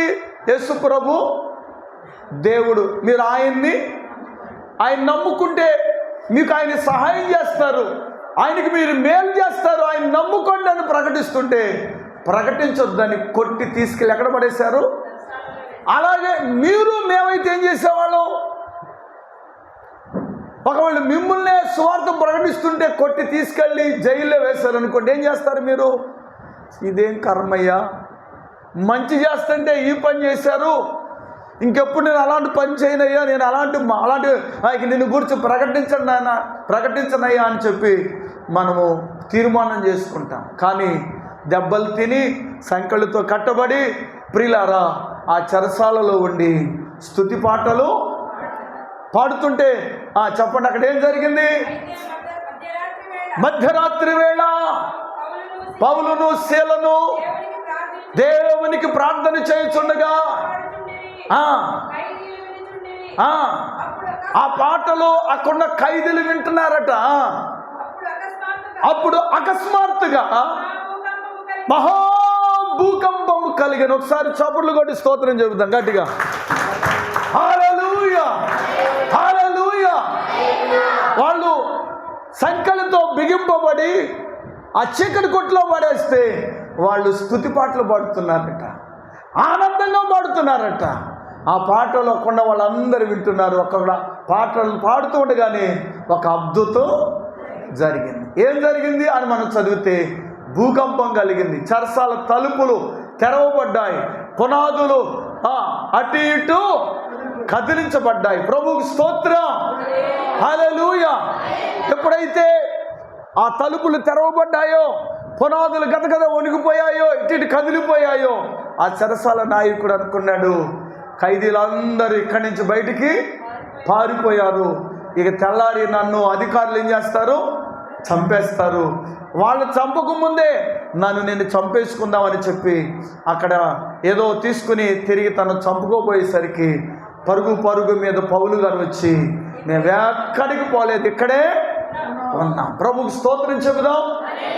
హల్లెలూయా. ప్రియులారా, ఆ చెరసాల నాయకుడు ధైర్యం తెచ్చుకొని, ఇది దేవుడు చేసిన కార్యం, ఇది దేవుడు చేసిన అద్భుతం అని చెప్పి పౌలు గారు వివరంగా అతనికి చెప్పినప్పుడు, ప్రియులారా, అక్కడ ఒక సంఘం ఏర్పడింది. వెంటనే ఏం చేశాడు పౌలు గారు, ఆ చెరసాల నాయకునికి, ఆయన కుటుంబానికి, అక్కడ ఉన్న కొంతమంది ఆ దేవుని విశ్వాసం ఉంచిన వారికి అక్కడ ఏం జరిగింది, బాప్తిస్మం ఇచ్చి అక్కడ స్తుతి పాటలు, అక్కడ ఒక వాక్యం ప్రకటించడం, అక్కడ ఒక మంచి సంఘం ఏర్పరచడం. ప్రభుకు స్తోత్రం చెబుదాం. సంఘం కష్టాలలో పుట్టిందండి, శ్రమలలో పుట్టిందండి. ఈనాడు సంఘములో విశ్వాసులకి శ్రమలు వస్తే బెంగాలు పడిపోతున్నారు. కంగారు పడొద్దు. శ్రమలు వస్తున్నాయి అంటే దేవుడు నిన్ను జ్ఞాపకం చేసుకున్నారన్నమాట.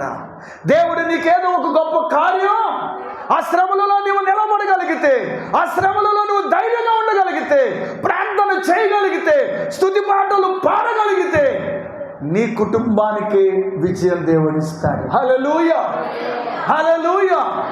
వాక్యం చదువుకున్నాం. ఇప్పుడు మళ్ళీ దినవృత్తాంతాల గ్రంథంలోకి వచ్చినట్లయితే వాళ్ళు స్తుతి పాటలు పాడుతూ ఉండగా ఒక అద్భుతం జరిగింది. మాటుగాండ్లు పెట్టారట. వాళ్ళందరూ కూడా దేవదూత వాళ్ళతో పోరాడి వాళ్ళందరినీ అర్థం చేసిందట. రెండవ విషయం ఏమిటంటే 23వ వచనం, అమోనీయులు, మోయాబీలు, షేరు మాన్యవాసులు బొత్తిగా చంపి నిర్మూలన చేయవలనని పొంచి ఉండిరి.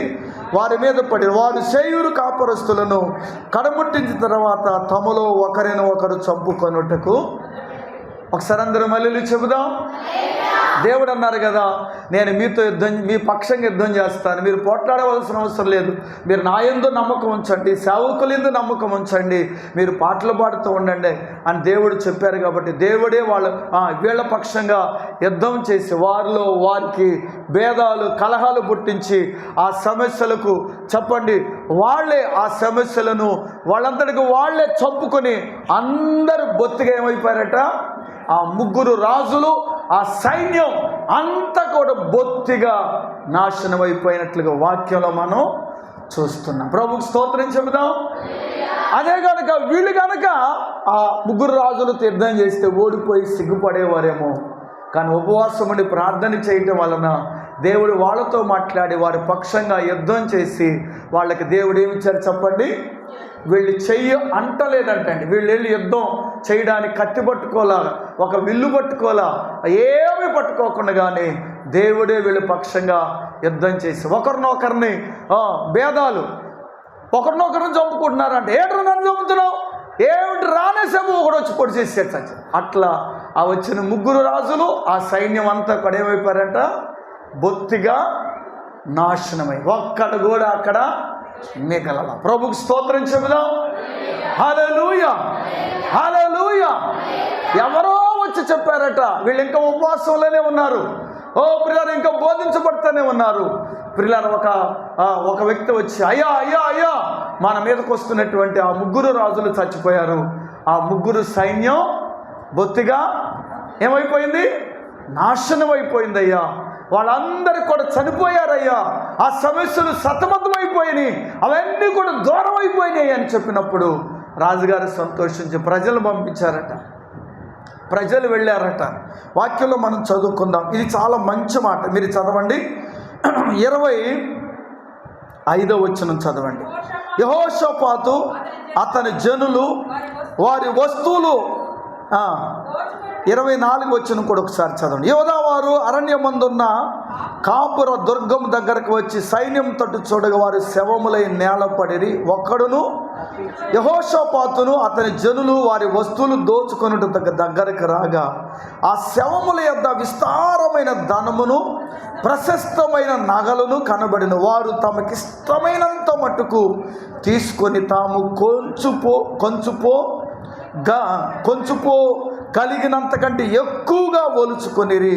కొల్ల సొమ్ము అతి విస్తారమైనందున దానిని కూర్చుకొనుటకు 3 రోజులు పట్టాను. ఒకసారి అందరూ చప్పులు కొట్టి స్తోత్రం చెప్పండి గట్టిగా గట్టిగా. హల్లెలూయా హల్లెలూయా.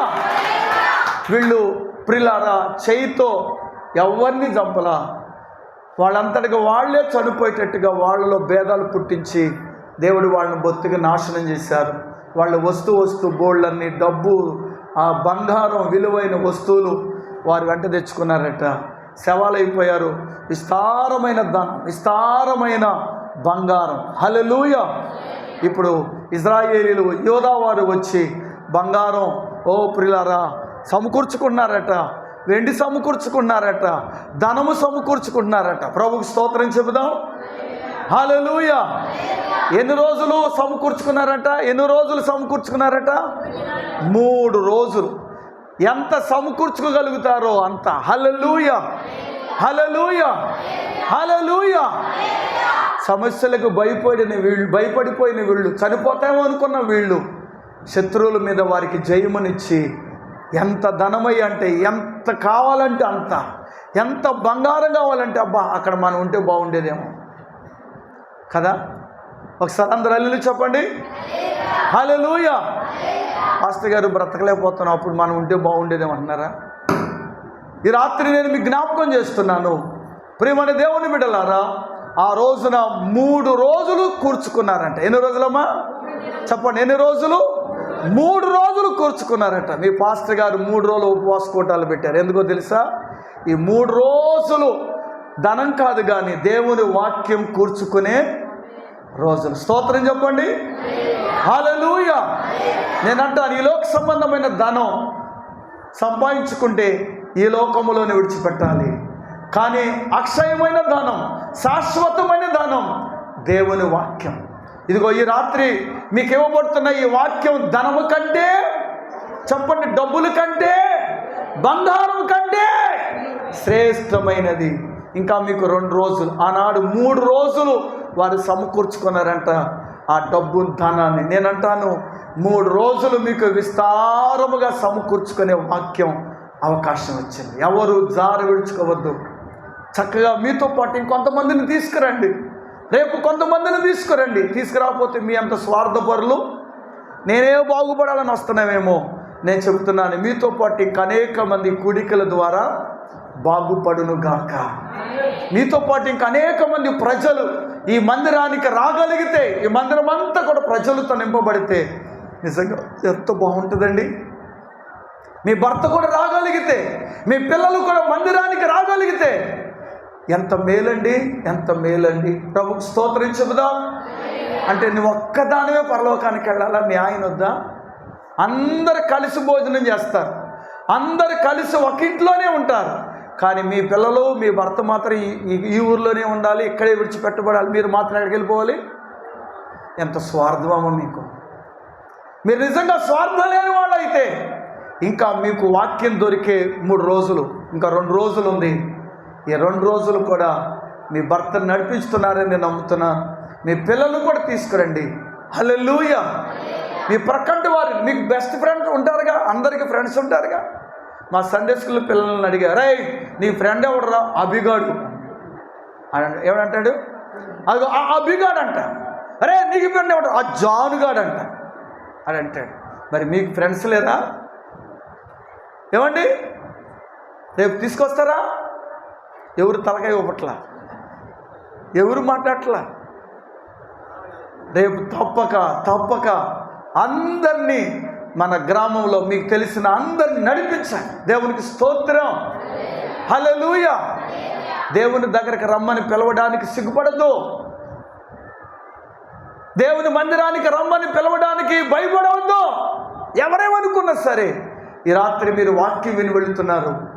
రేపు కూడా మీకు మంచి వర్తమానం, ఎల్లుండి కూడా మంచి వర్తమానాలు ఇక్కడ మీకు ఇవ్వబడతాయి. ఈ రోజు నుంచి దేవుడు తన సేవకులను మీరు ఆయన మీద నమ్మకం వచ్చినట్లయితే దేవుడు మీతో స్పష్టంగా అనేక విషయాలు దేవుడు బయలుపరుస్తారు. ప్రభుకు స్తోత్రం చెబుదాం.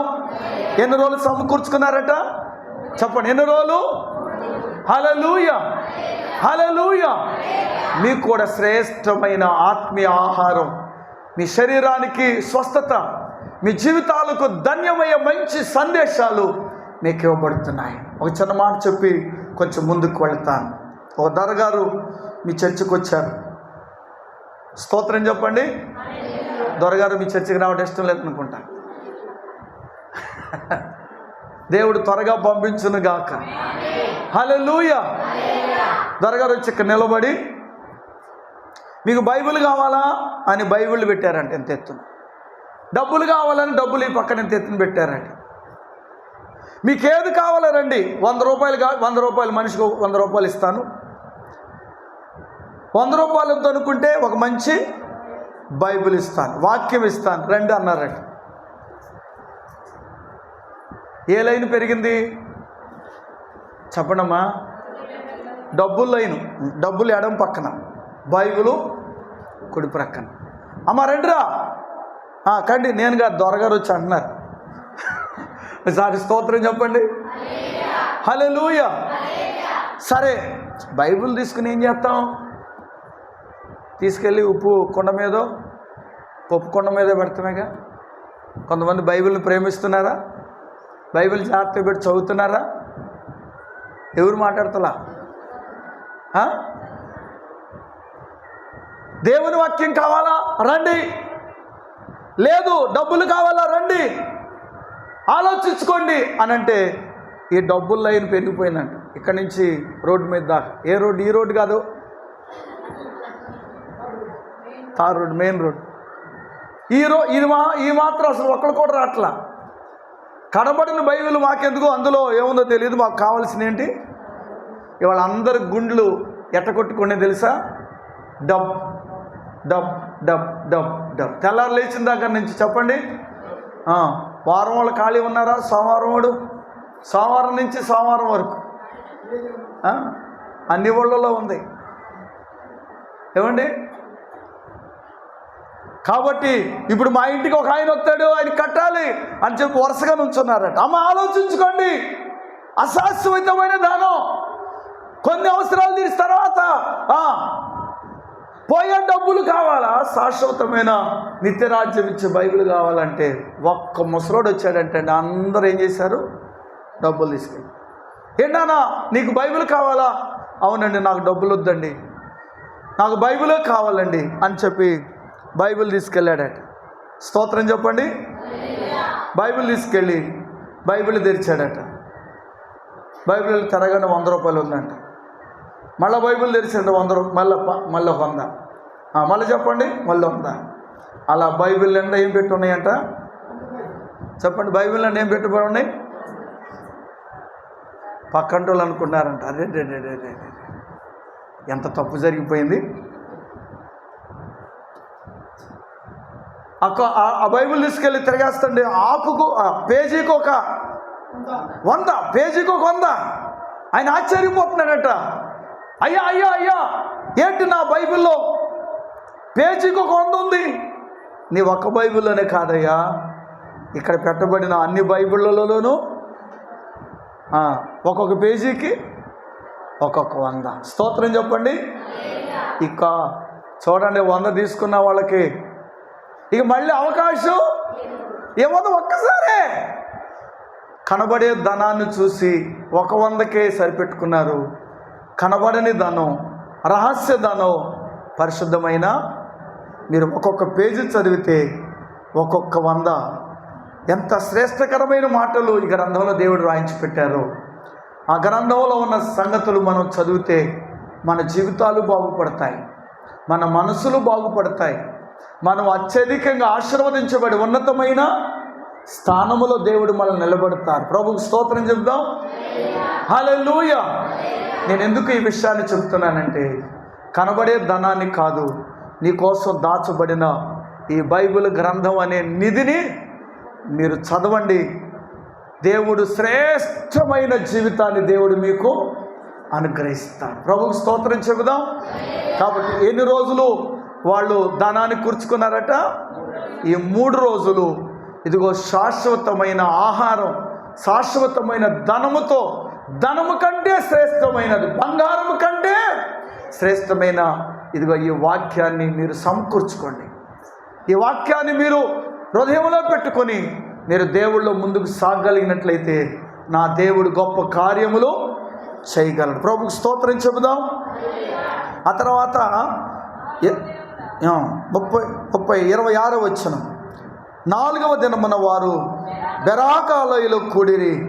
అక్కడ వారు యెహోవాకు కృతజ్ఞతాస్తుతులు చెల్లించినందున ఆ చోటికి బెరాకాలోయ అని పేరు. ప్రభుకు స్తోత్రం చెబుదాం. ఈ రోజున చాలా మందిరాలు ఆ మందిరం పేరు బెరాకా ప్రార్థన. ఎందుకు బెరాకా అనే పేరు వచ్చిందయ్యా అంటే కృతజ్ఞతాస్తుతులు వాళ్ళు సమకూర్చుకున్న దానిని బట్టి వాళ్ళు ఏం చేశారట, కృతజ్ఞతాస్తుతులు చెల్లించారు. ప్రభుకు స్తోత్రం చెబుదాం. దేవుడు వారికి ఇచ్చిన ధనాన్ని బట్టి, వారికి ఇచ్చిన విజయాన్ని బట్టి, వారికి దేవుడు చేస్తున్న సహాయాన్ని బట్టి వాళ్ళు ఏం చేశారంటే దేవునిని స్తుతించారట. ఆ స్తుతించిన ఆ స్థలానికి ఏమని పేరు పెట్టారు, బెరాకా. ఒకసారి అందరూ హల్లెలూయా చెబుదాం. హల్లెలూయా, హల్లెలూయా. ఈరోజు మేలు పొందుకున్న ప్రతి ఒక్కరు కూడా దేవుని సన్నిధికి వచ్చి ఏం చేయాలి చెప్పండి, కృతజ్ఞతాస్తుతులు. ఈ రోజున దేవుని సేవకుల ద్వారా ఎంతమంది మేలు పొందుకలా? ఏమండి, విజయ్ కుమార్ అయ్య గారు అమ్మగారు ప్రార్థన ద్వారా ఎంతమంది మేలు పొందుకోవాలా? ఆ మేలు పొందుకున్న వారందరూ గుళ్ళోకి వస్తే అసలు చర్చి సరిపోయేదా? ఏమండి, ఎంతమంది మేలు పొందుకుని దీవించబడాలా? అలాగే యవన కాలంలో స్పర్జనయ్య గారు ఎంతమంది వారి ద్వారా దీవించబడాలా? దేవుని సన్నిధికి కృతజ్ఞత కలిగి రావటం లేదు. ఏసన్న గారు ఒక విషయం చెప్పారు. ఒక ఆమెనట, ముగిస్తాను తొందరలోనే, ఇంకా ముగింపులోకి వస్తున్నాను, ఇంకో 2 మాటలు చెప్పి ముగిస్తాను. ఏసన్న గారి దగ్గరికి ఒక తల్లిని తీసుకొచ్చారు, ఒక యవనస్తురాలను తీసుకొచ్చారు. తల్లి గారు ఒక యవనస్తురాలను తీసుకొచ్చారు. ఆ యవనస్తురాలు ఎలా ఉన్నాయి అంటే ఈ మాంసం బొయ్కులకు అంటుకుపోయి ఇలా సన్నగా వచ్చిందండి. అన్నం బోట్ల, టిఫిన్ బోట్ల, నీళ్లు కూడా లోపలికి వెళ్ళట్లేదన్నమాట. ఇలా ఎండిపోయిందట. ఏసన్న గారు మీరు ప్రార్థన చేస్తే బాగుపడతారంట కదా, ఇదిగో ఈమెను తీసుకొచ్చాం, ప్రార్థన చేసి పంపండి. సేవకులు ప్రార్థన చేశారట. అమ్మా, ఇది ఇప్పుడు వెంటనే తగ్గిపోయేది కాదు. ఇదిగో ఈ మందిరంలో మీరు ఒక 1 వారం రోజులు ఉండండి, ప్రార్థన చేస్తాను, రోజు దేవుడి కార్యం చేస్తారు. ఆ రోజు చేశారు. ఒక 2 గుక్కులు నీళ్ళు తాగిందట. తెల్లారి ప్రార్థన చేశారట, కాస్త నీళ్ళు తాగిందట. 3వ రోజు ప్రార్థన చేశారట, ఇడ్లీలో ఆపు ముక్క తిందట. 4వ రోజు ప్రార్థన చేసి ఇడ్లీలో సగం తిందట. ఆ తర్వాత కొంచెం అన్నంలో పడిందట. 1 వారం రోజులకి ఆయన ప్రార్థన చేస్తున్నారు. 1 వారం రోజులు అయిన తర్వాత ఆదివారం వచ్చింది. ఆదివారం ఆరాధన. అయ్యా, నా కూతురు లేచి కూర్చుంది, మేము ఇంటికి వెళ్ళిపోతాం, మరి మీ ప్రార్థన వల్ల మరి దేవుడు కార్యం చేశారు అని చెప్పి అంటే, సరేమ్మా జాగ్రత్త, ప్రార్థన చేసుకోండి, మంచిగా ఉండండి అని చెప్పి ప్రార్థన చేసి పాస్టర్ గారు ఇంటికి వెళ్ళారు. ఇంటికి వెళ్ళిన తర్వాత ఆవిడ ఆ కొంచెం అన్నం తిని కాస్త ఏం పొందుకుంది, కాస్త పుష్టి బలం పొందుకుంది. చక్కగా ఇక నడుస్తుంది, తన పనులు తను చేసుకుంటాను. పాస్టర్ గారికి, ఏసన్న గారికి ఫలానా ప్రార్థన చేసుకుంది, చేయించుకుంది, మళ్ళీ ఆదివారం రాలేదేంటి అనుకున్నారట. అలా 3-4 వారాలు అయిపోయింది, 3-4 నెలలు అయిపోయింది. ఒక రోజున అయ్యగారు ప్రసంగం చేయడానికి ఒక ఊరు వెళ్ళాల్సి వచ్చిందట. ఒక బస్ స్టాండ్లో నుంచున్నారట. ఈ బాగుపడిన ఆమె గబగబ వెళుతుందంటే గుర్తుపట్టలేకుండా ఉంది. ఈయనమే పక్కకి వెళ్ళిపోతుంది. అమ్మా రీటరా అన్నారంట. ఏంటయ్యా, నువ్వు బొయ్కులతో మా చర్చికి వచ్చి ప్రార్థన చేయించుకున్న అమ్మాయి నువ్వేనా అన్న. అవునయ్యా, నేనే. ఎట్లా ఉన్నావు ఇప్పుడు? బాగానే ఉన్నానండి, పనికి వెళ్తున్నానండి, రోజుకు 100 రూపాయలు సంపాదించుకుంటున్నానండి. ఇప్పుడు ఎక్కడికి వెళ్తున్నావు? సినిమాకి వెళ్తున్నాను. అవునమ్మా, బాగుపడిన తర్వాత మళ్ళీ చర్చికి రాలేదేంటి అని అన్నారు. అదేంటండి చర్చికి రావాలా?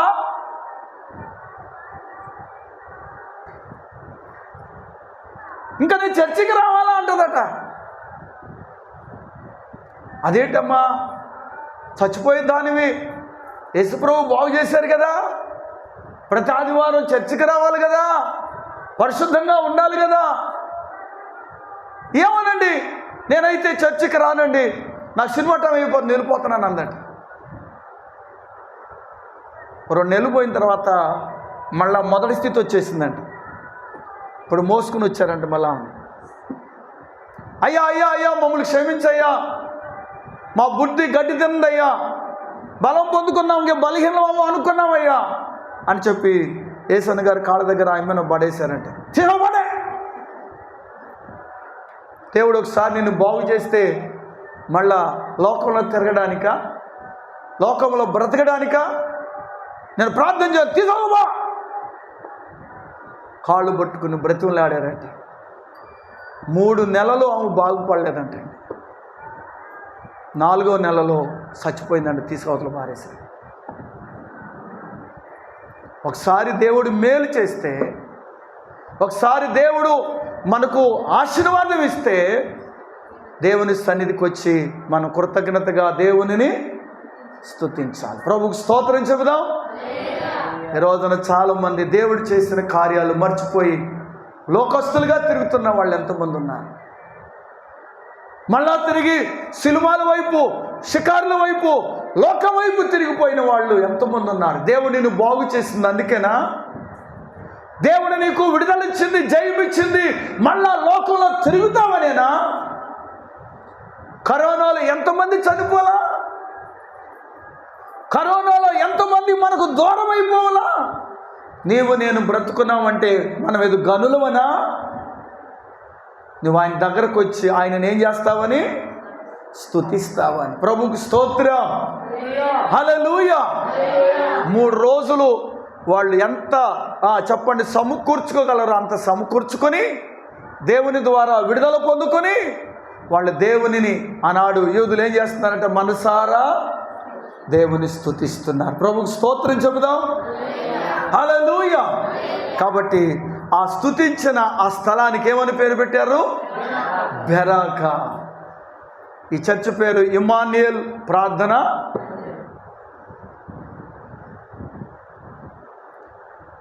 దేవుడు తోడుగా ఉండే మందిరం, కార్యాలు చేసే మందిరం, దేవుడు ఆశీర్వదించే మందిరం.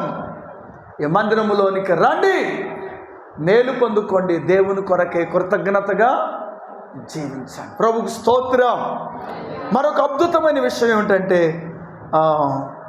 29-30 వచనం చదువుకుని ముగించుకుందాం. ఇశ్రాయేలీయుల శత్రువులతో యెహోవా యుద్ధము చేసెనని దేశముల రాజ్యముల వారందరూ వినగా దేవుని భయం వాని మీదకి వచ్చను. ఈ ప్రకారము అతని దేవుడు చుట్టూనున్న వారిని జయించి అతనికి నెమ్మదిని అనుగ్రహింపగా యెహోషాపాతు రాజ్యము నేమ్మళముగా ఉండెను. ఒకసారి అందరూ మళ్ళీ చెబుదాం, హల్లెలూయా. చివరికి బైబిల్లో మనం చదువుతున్నాం, యెహోషాపాతు అంటే శత్రువులకు భయం కలిగిందట.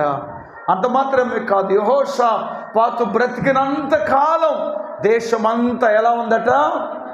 నెమ్మదిగా. దేవునికి స్తోత్రం చెబుదాం.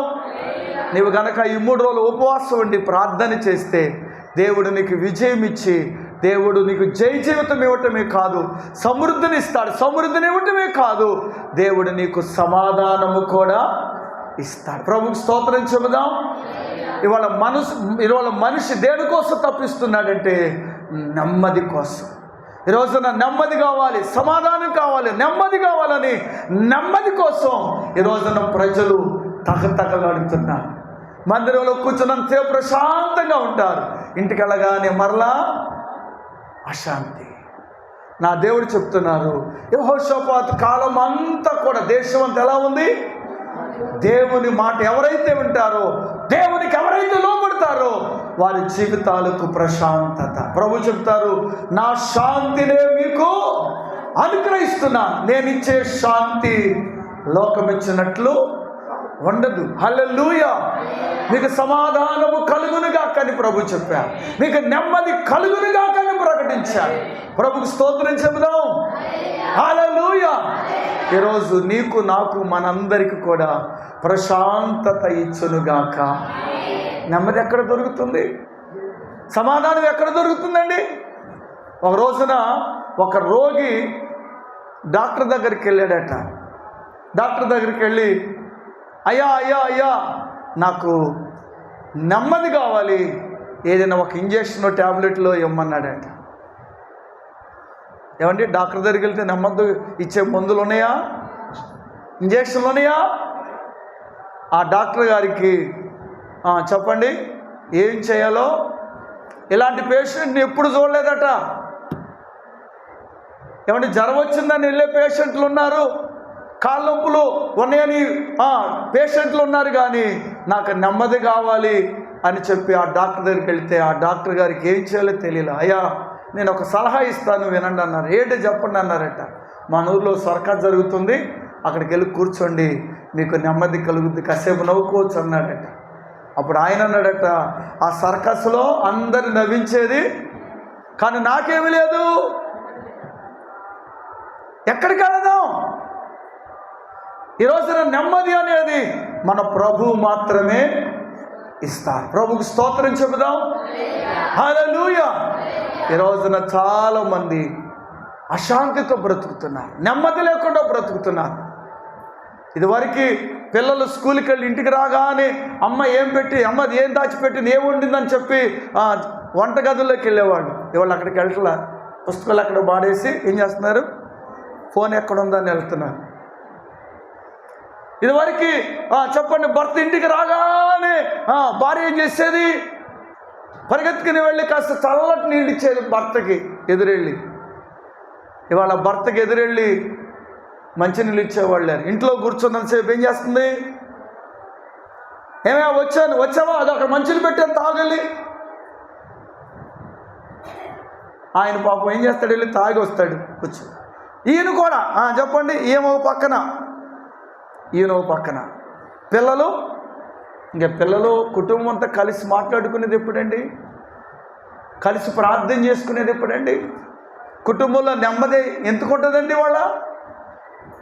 నేను చెప్తున్నాను, దేవుని యందు భయభక్తులు కలిగి ఆయన మార్గములో మనం నడుచుకుంటే దేవుడు మనకు తప్పక ఏమిస్తారు చెప్పండి. యెహోషాపాతు కాలం అంతా కూడా ఏముందంటే దేశంలో, నేను చెప్తాను, ఉపవాసం ఉండి దేవుని సన్నిధిలో మొరపెడితే నీ పక్షంగా యుద్ధం చేసిన దేవుడు విజయం ఇచ్చి నీకు నెమ్మదినిచ్చి ప్రశాంతతనిచ్చి దేవుడు నీ జీవితాన్ని ముందుకు సాగేటట్లుగా సహాయం చేసే దేవుడు ఆయన. హల్లెలూయా, హల్లెలూయా. కాబట్టి దేవుని బిడ్డలారా, ఈ రాత్రి సమయంలో మనం అందరం కూడా యెహోషాపాతు కాలములో ఇచ్చిన నెమ్మది మనకు కూడా దేవుడు అనుగ్రహించును గాక. ఆ సమాధానముతో మనలందరినీ నింపి పంపించును గాక. ఎవరి వాళ్ళు మనకు నెమ్మది? మీ ఆయన, మీ ఆవిడ, మీ పిల్లల, ఇరుగు పొరుగు వారా? వాళ్ళకే లేదు నెమ్మది. ఈ లోకంలో ఏ మనుషుడు మనకు నెమ్మది ఇవ్వలేరు. నెమ్మది ఇవ్వగలిగిన దేవుడు ఒక్కరే, ఆయనే ప్రభు అయిన యేసయ్య. మనం నెమ్మదిగా ఉండాలని, మనం సంతోషంగా ఉండాలని, మనం ఆనందంగా గడపాలని యేసయ్య మన కొరకు సిలువలో తన ప్రాణం పెట్టి తన రక్తం కార్చి, ఇదిగో మన పాపములకు విడుదల, మన శాపానికి విడుదల, మనం చేసిన ప్రతి పాపమునకు ఆయనే మన కొరకు తన రక్తము కార్చిన రక్షకుడు ప్రభు అయిన యేసు. హల్లెలూయా.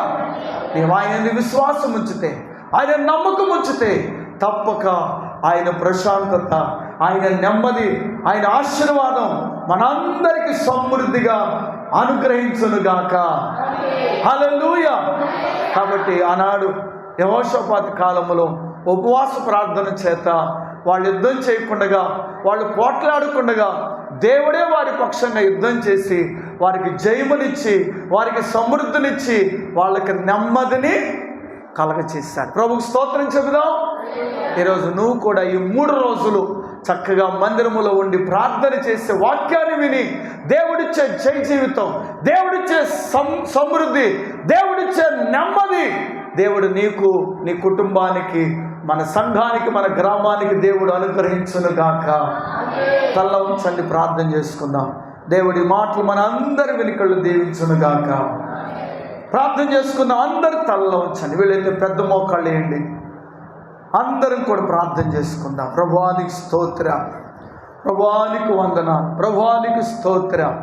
దయచేసి యవన బిడ్డలారా, పిల్లలారా, పెద్దలారా అందరూ ఒకసారి మోకాళ్ళ మీదకి రండి, మోకాళ్ళ మీద ఉండండి. అందరం ప్రార్థన చేద్దాం. ఆయన వైపు చేతులు చాపండి. యేసయ్యా, నా కోసమే ఈ 3 రోజులు ఉపవాసుకుంటాను. అయ్యా, నేను భరించలేకపోతున్న ఈ శ్రమ, నేను తాళలేకపోతున్న ఈ బాధ, నేను భరించలేకపోతున్న ఈ రోగం, ఇదిగో ఈ యొక్క బాధలకు పరిష్కారముగా మీరు మా సేవకుల ద్వారా మంచి కూటాలు ఏర్పాటు చేశారు. అన్నాడు, ఓ ప్రియులారా, బైబిల్ గ్రంథములో యెహోషాపాతు కాలములో వచ్చిన సమస్యను పోగొట్టుకోవడానికి యోధా అందంతటి ఉపవాస దినాలు చాటించి వాళ్ళు మనస్సు నిలుపుకుని దేవుని ఎదురు ప్రార్థన చేయడానికి ఇష్టపడ్డారు.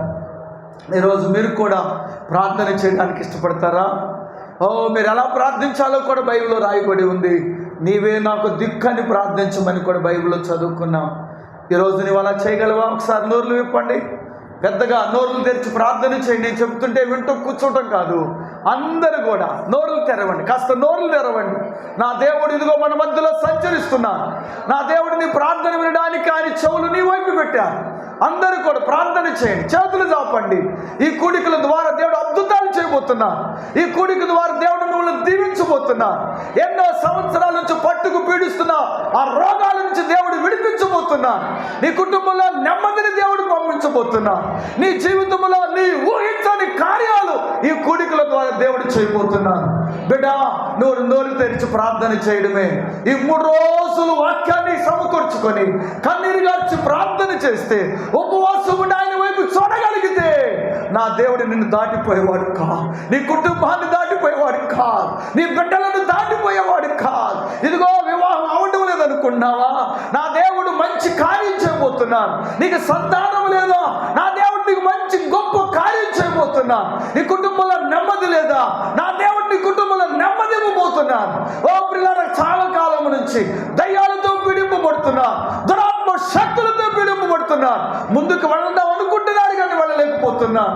ఈ కూడికల ద్వారా నా దేవుడు నిన్ను విడిపించి దయ్యపు శక్తుల నుండి, దురాత్మ శక్తుల నుండి నా దేవుడు నిన్ను విడిపించి దేవుడు నీకు నెమ్మది ఇవ్వబోతున్నాను. అన్నాడు యెహోషాపాతు కాలములో నెమ్మదిచ్చిన దేవుడు, సమాధానమిచ్చిన దేవుడు ఈరోజు మనకు కూడా ఆయన మనకు నెమ్మదిచ్చును గాక, సమాధానమిచ్చును గాక. నువ్వు ప్రార్థించిన దానిని బట్టి దేవుడు నీకు ప్రతిఫలం ఇస్తాడు. నమ్మా, ఆయన కార్యం చేస్తారని నమ్మా, ఆయన నీకు పట్ల అద్భుతం చేస్తారని ప్రార్థన చేసుకున్నాం. ఎవరికి వాడే ప్రార్థన చేసుకోండి, ఎవరికి వాళ్ళే. యేసయ్యా, నీ వైపు చూస్తున్నానయ్యా, నీ వైపు చేతులు చాపుతూ, నీవే మాకు దిక్కు, నీవే మాకు శరణం. ఎవరికి వాళ్ళు ప్రార్థన చేసుకోండి. హల్లెలూయా, హల్లెలూయా, హల్లెలూయా, స్తోత్రం, స్తోత్రం. ఎవరికి వాళ్ళు చేయండి. ప్రార్థన చేసే సమయం ఇది, దేవునితో నువ్వు మాట్లాడే సమయం ఇది. ఇప్పుడు వరకు దేవుడు నీతో మాట్లాడారు, ఇప్పుడు నీవు దేవునితో మాట్లాడే సమయం. ఒక సమర్పణ చేసుకున్నానయ్యా, ఈ 3 రోజులు ప్రతిష్ఠించుకున్నానయ్యా, సాగునట్లు సహాయం చేయి. కొన్ని అభ్యంతరాలు వస్తాయి బిడ్డ, కొన్ని ఆటంకాలు వస్తాయి బిడ్డ, ఆటంకాలు లెక్క చేయొద్దు. నీవు నిరాటంకంగా కొనసాగు. నా దేవుడు నీకు మేలు చేస్తారు, నా దేవుడు నీకు సహాయం చేస్తారు. ప్రార్థన చేసుకుందాం. ఇక్కడ ఎవరైతే బలహీనంగా ఉన్నారో నా దేవుడు ఇదిగో నిన్ను తాకబోతున్నారు, నా దేవుడు నిన్ను బాగు చేయబోతున్నారు. ప్రార్థన చేసుకుందాం, ప్రార్థన చేసుకుందాం. నీ విశ్వాసమే నిన్ను బాగు చేస్తుంది, నీ విశ్వాసమే నీకు స్వస్థత కలుగును గాక. నువ్వు ప్రార్థించిన దానిని బట్టి దేవుడు నీకు మేలు చేయును గాక. ప్రార్థన చేసుకుందాం. ఎవరికి వాళ్ళు ప్రార్థన చేసుకుందాం.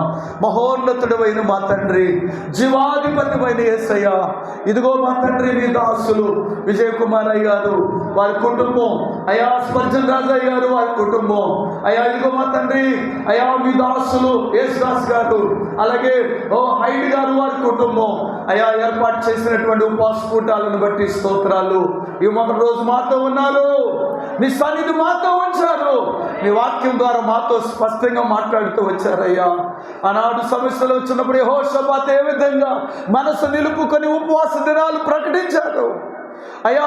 ఉపవాస కూటాల ద్వారా వారికి వచ్చిన శ్రమను ఎలా జయించారో, ఈ కూడికల ద్వారా నీ బిడ్డలు కూడా ప్రతి సమస్యల నుంచి జయ జీవితం పొందుకొందురుగాక, విజయం బిడ్డలకు కలుగునుగాక.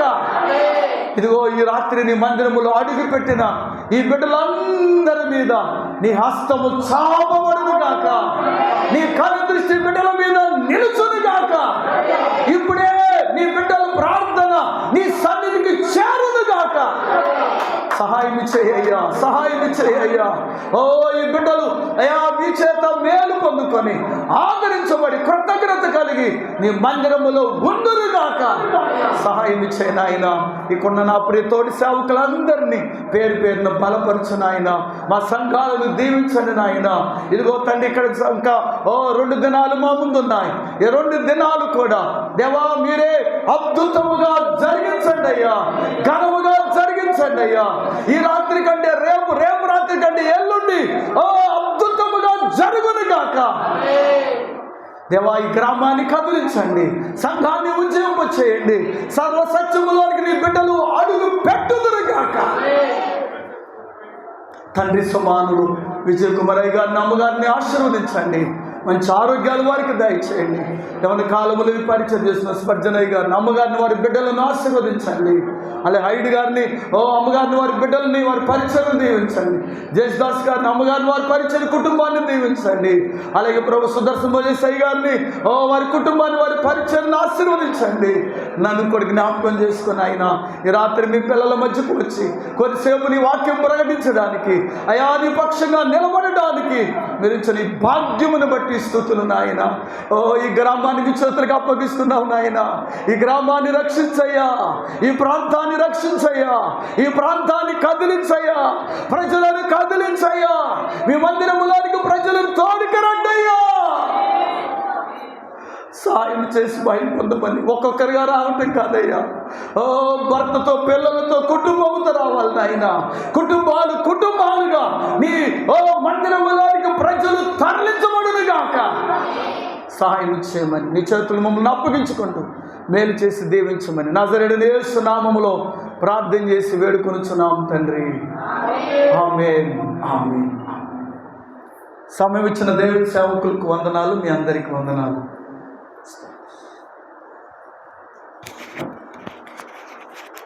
దేవునికి మహిమ కలుగునుగాక. హల్లెలూయా. మంచి వర్తమానంతో మనలను జీవింపజేసినటువంటి దైవజనులను బట్టి దేవునికి మహిమ కలిగినట్లు కూడా మనందరూ బిగ్గరగా చప్పుట్లు కొట్టి బిగ్గరగా అందరూ కొన్ని చేతులు ఆడట్లా, కొన్ని చేతులు ఆడట్లా. స్తోత్రం. హల్లెలూయా. ఓకే, మంచిదండి. మరి నిజంగా దేవుని యొక్క ప్రత్యక్షతను మన మధ్యకు నడిపించి రాత్రి దైవజనుల ద్వారా దేవుడు మనతో మాట్లాడాడు. నిలబడి సత్యమును ప్రకటించినటువంటి దైవజనులకు హృదయపూర్వక వందనాలు తెలియజేస్తూ ఉన్నాను. అలాగనే ఒకసారి అందరం కూడా లేచి నిలబడదామా? ఒకసారి అందరం లేచి నిలబడదాం. చాలాసేపు నుంచి కూర్చొని ఉన్నారు. ఒకసారి అందరూ కూడా ఫ్రీగా లేచి నిలబడండి. కాళ్ళు కాస్త చాపుకోవడానికి, కాస్త నిలబడడానికి. ఓకే, ఈ యొక్క కూడిక మొదటి రోజు కూడిక ముగింపులోకి వచ్చాం మనం. మరి కూడికను జరిగించడానికి ముఖ్య ఉద్దేశము మొదటిగా మన కుటుంబాలు క్షేమంగా ఉండాలి, మన గ్రామం రక్షింపబడాలి, మనలాగే ఈ మందిరంలో చేర్చబడి తిరిగి వెళ్ళిపోయిన వాళ్ళందరూ కూడా మరలా తిరిగి మందిరంలోకి రావాలి. దేవునికి స్తోత్రం. హల్లెలూయా. కూర్చున్నాం. ముగించుకుందాము. ముగింపులోకి మనం వచ్చాము. యెహోషాపాతు ఏం చేశాడు చెప్పండి అమ్మ, వినండి, ఇటు వినండి. ముగింపులోకి వచ్చాడు. యెహోషాపాతు ఏం చేశాడు చెప్పండి? అసలు ఎవ్వరు వినట్లా, ముందున్న 2-3 తప్ప. చాలండి, ఆయన చెప్పారు కదా వెళ్ళిపోతామని అనుకుంటున్నారేమో. స్తోత్రం, హల్లెలూయా. యెహోషాపాతు ఏం చేశాడు చెప్పండి? ప్రార్థన చేశాడు. ఉపవాస దినమును చాటించి ప్రార్థన చేశాడు. ఈరోజు మనం కూడా కొన్ని ప్రార్థన విన్నపాలు ప్రార్థన చేద్దాం. వాక్యము వినడము ఒక ఎత్తు అయితే ప్రార్థన చేయడం కూడా ఒక ఎత్తు. దేవునికి స్తోత్రం, హల్లెలూయా. ప్రార్థన చేద్దాము. కొద్ది నిమిషాలు మనం ప్రార్థనలో గడుపుదాము. సమయము ఇంకా మనం రోజు చూసే సీరియల్ టైం మనకు అవ్వలేదు అనుకుంటారు. అవునండి, ఈ టైంలో ఏదో వస్తుంది, ఇంకా అవ్వలేదు ఆ టైం. కొన్ని ప్రార్థన విజ్ఞాపనల చేత మనం ప్రార్థనలో గడుపుదాము. ఎవరు మౌనంగా ఉండొద్దు. మరి ఈ కూడిక ఏర్పాటు చేసినటువంటి దైవజనులు విజయ్ కుమార్ అయ్య గారి కొరకు, మన మధ్యకు మరి వచ్చి మన మధ్యలో కూర్చున్నటువంటి అమ్మగారి కొరకు, కుటుంబం కొరకు, స్పర్జన్ రాజు గారి కొరకు, మరి చెల్లి పిల్లల కొరకు, ప్రత్యేకంగా దైవజనుల యొక్క కుటుంబం కొరకు మనం ఒక చిన్న ప్రార్థన చేద్దాం. అందరు కళ్ళు మూసుకున్నాండి. అందరు కళ్ళు మూసుకుందాము.